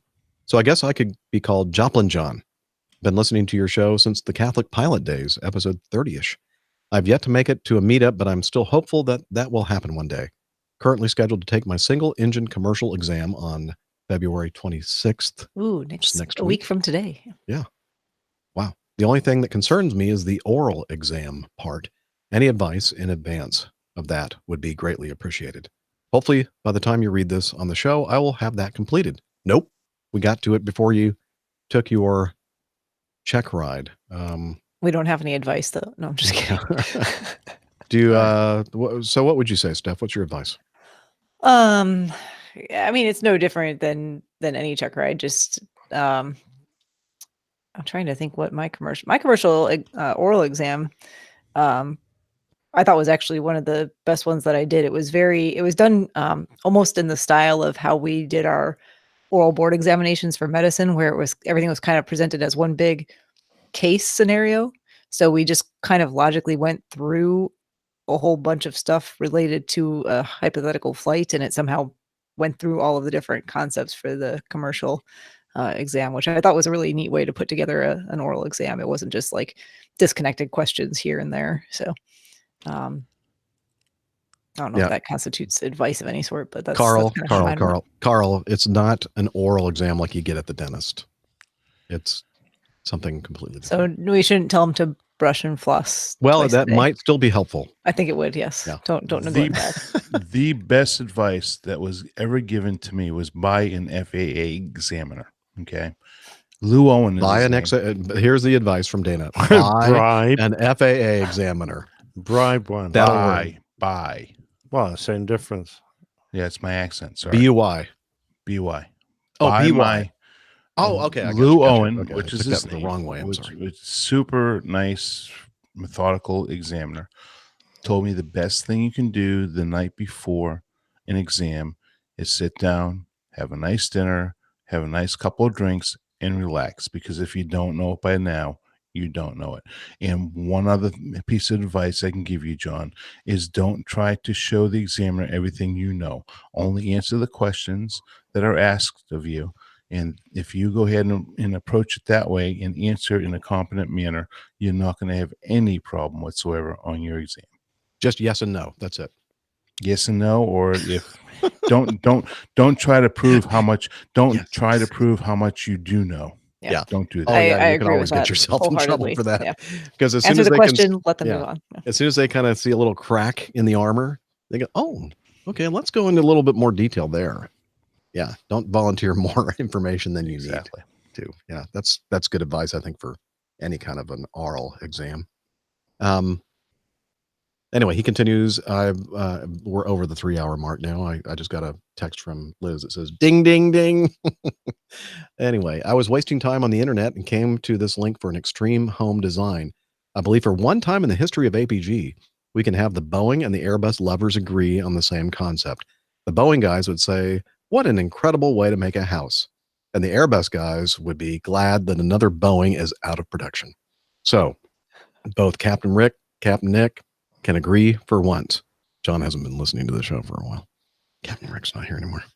Anyway, although maybe he is in spirit. He sends us a link to a site that shows this beautiful house, and apparently somebody that had a lot of money wanted to have a very artistic, Artsy artsy-fartsy That's roof. my term. Yeah, I like it. And they decided that the thing that made the most economic sense as well, I believe, if you read the entire article, it's pretty cool. They found this old, retired, about to be dismantled 747, and they used actually more than just the main wing, but a lot of different parts from the airplane as architectural features of this house. But the most beautiful thing is the wing, and even an Airbus guy like Nick could probably agree that it's a beautiful. It looks great. I just hope they don't have any strong winds. Yeah, blow the house away. What happened to that house that was up on the hill? I don't know. Generated a lot of lift. Yeah, the owner took off. Bam. Wow. All right. With Why does that fence look like a Connect Four set? I was thinking the same thing. The what? The fence The what? fence looks like a Connect Four Connect set. 4. You ever play that game, Jeff? You probably don't even know what we're talking about. I don't know. Yeah. Well, if you're listening, look at the pictures of this in the show note, because A, the house is cool, and B, you'll want to play Connect 4 afterwards. Oh, Connect 4. Okay. Now that you're saying it, I couldn't understand what he was saying. I'm sorry. Am I mumbling or is it my Boston accent? That must be your accent or something. Connect 4. Okay. Got it. It's a 4. Now that Steph has said it, I understand what you're saying. It's okay. I'll provide Dana's translation services. All right. With that, you'll be thankful that this is the end of our program today. And we have several items still in the folder that we didn't get funny to. Old thing. And there's some really good ones, and that I'm really kind of sorry we didn't get a chance to play or read on today's show, but you know what that means. We'll be doing it on the next show, hopefully. And if you want to find out more information about the crew and the community, head over to airlinepilotguy.com. And we have apps for your phones, whether they be iOS or Android. We're phone system, operating system agnostic here. And let's see, we're also on social media. Dr. Steph? We are. Yes. You can head over to twitter.com Check out our handle at APG Crew. All of us have our individual Twitter information pinned to the top of the page if you'd like to interact with us individually in 280 characters or less. You can also head over to facebook.com/airline pilot guy if you're a bit more long-winded, don't want to be constrained by Twitter character limits. And whichever way you go, lots of good community interaction going on there, things being shared, information being discussed, and we hope to see you there. Yes, we do. And we're also on Slack. APG listeners, please join us on our Slack team. Slack is a communication, coordination, and sharing platform that works on your mobile, laptop, or browser. On Slack, we share ideas and news. We suggest episode and Plain Tales topics. We plan events and meetups. To get into the Slack team, please email me at slack@airlinepilotguy.com. That's SLACK, Sierra Lima Alpha Charlie Kilo @airlinepilotguy.com, or send me a tweet with your preferred email address to @Hillel, and I'll send you an invitation. That's Hillel spelled HI11E1, Hotel India 11 Echo 1, and see you in Slack. And don't forget that the Plain Tales are available as a separate podcast, which you can find on iTunes. You can subscribe to it, and you can give it a review to make it a little bit more, stand out a little bit more and amongst all the aviation podcasts out there. And if you have an idea, suggestion for a future Plain Tale, please send it to our special address, plaintales@airlinepilotguide.com. And you can spell it PLANETALES, or you can spell it PLANETAILS. Either way, it'll get to the right person. And also a big shout out to our producer, Liz Piper in Toronto. Yay. Thank you very much for all the hard work you do. Go, Liz. Yes. And look forward to seeing her in person next week. On the next show. She'll be one of the co-hosts. She'll have to take my place, I think. Yes. She's practicing already. And until next time, wishing you all clear skies, unlimited visibility, and tailwinds. Take care, and God bless. Cheers, y'all. Bye, everybody. So long, everybody. What was that? The damn switch. I just thought Jeff was going to crack up saying his sign off there. He looked like he was doubting what it was for a moment. I did. You can tell. You know me. It was like I know. I could see he was searching for I like. almost went loose cut. No, that's not it. What the heck is it? I say I've only done this a few times. Just a few. 350 as Lane does. Talons Douglas. Talons Douglas. I'll fix it in post. Well, thank you. Yes, Columbus, Carl, Mississippi. Grade for tonight's verbal exam test, A+. I'll be right back. Yeah. Okay, bye. All right, we'll see you, Dana. All right, recorders off. I don't know. I never started one. Okay. All right. Well, the only one who kind of broke up occasionally was Nick's. So we have his. And then I think everything else on the combined track from you guys sounded fine. And it was only a few spots, Nick. Well, that's good. Hopefully when I've messed about too long. No. So what I'll do is I'll try to line everything up basically. And then when I get to a point on the multi-track that you all three are on, I'll cut that piece out and then put the only time it's a little bit difficult is when you all are talking at the same time and you're also that breaking never up. happens. It's fine. Yeah, that never happens. So that happened a lot on tonight's show. Kind of did. It's like, hello, anybody? I actually spoke up tonight a little more. That's why. Yeah. Well, there was one point where you said, "What did you say?" And all Aaron. three of us Just said kidding. what we were saying again. It didn't help you at all. Yeah.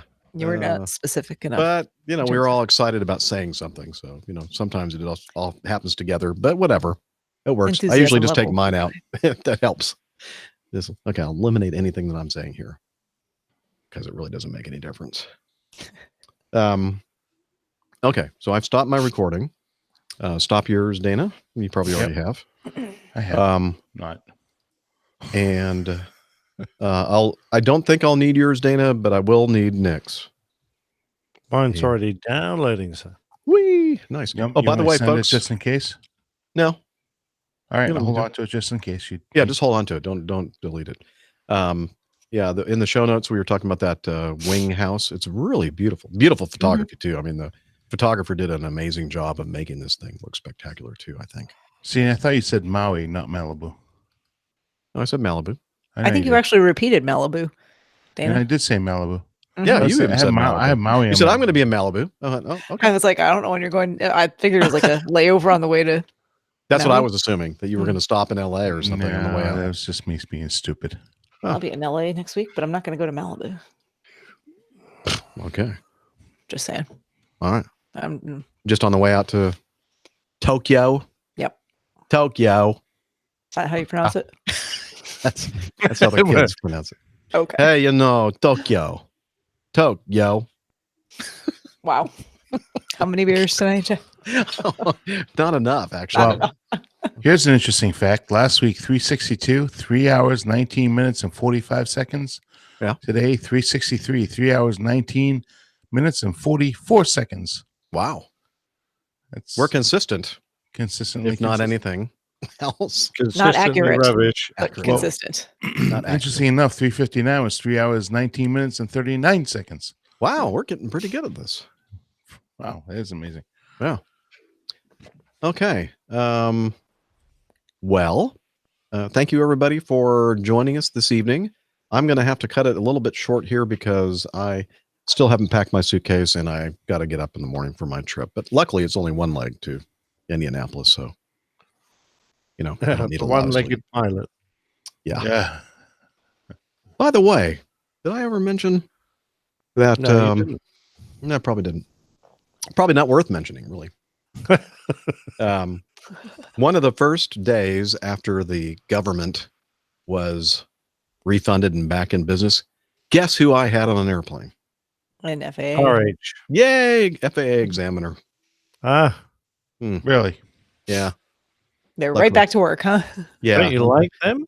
I think I Don't you tweeted. I missed the government shutdown when all the By one day, inspectors you were should've missed it. furloughed. I only have a little under. I'm 4 sure they years were to happy my to be doctors. back to work and getting a paycheck, though. Yeah. Yeah, he would have been a very happy chappy. He would have been full of the joys of spring, surely. Oh, yes, of course. Okay, now I'm going to click the button that says stop broadcast. Thank you, everybody that joined us live. Good night. And Good night. we love you and we'll see you next week. Oh, we don't love you that much. No, not that much. No. All right. Yeah, forget Never. what I said. Yes, we do.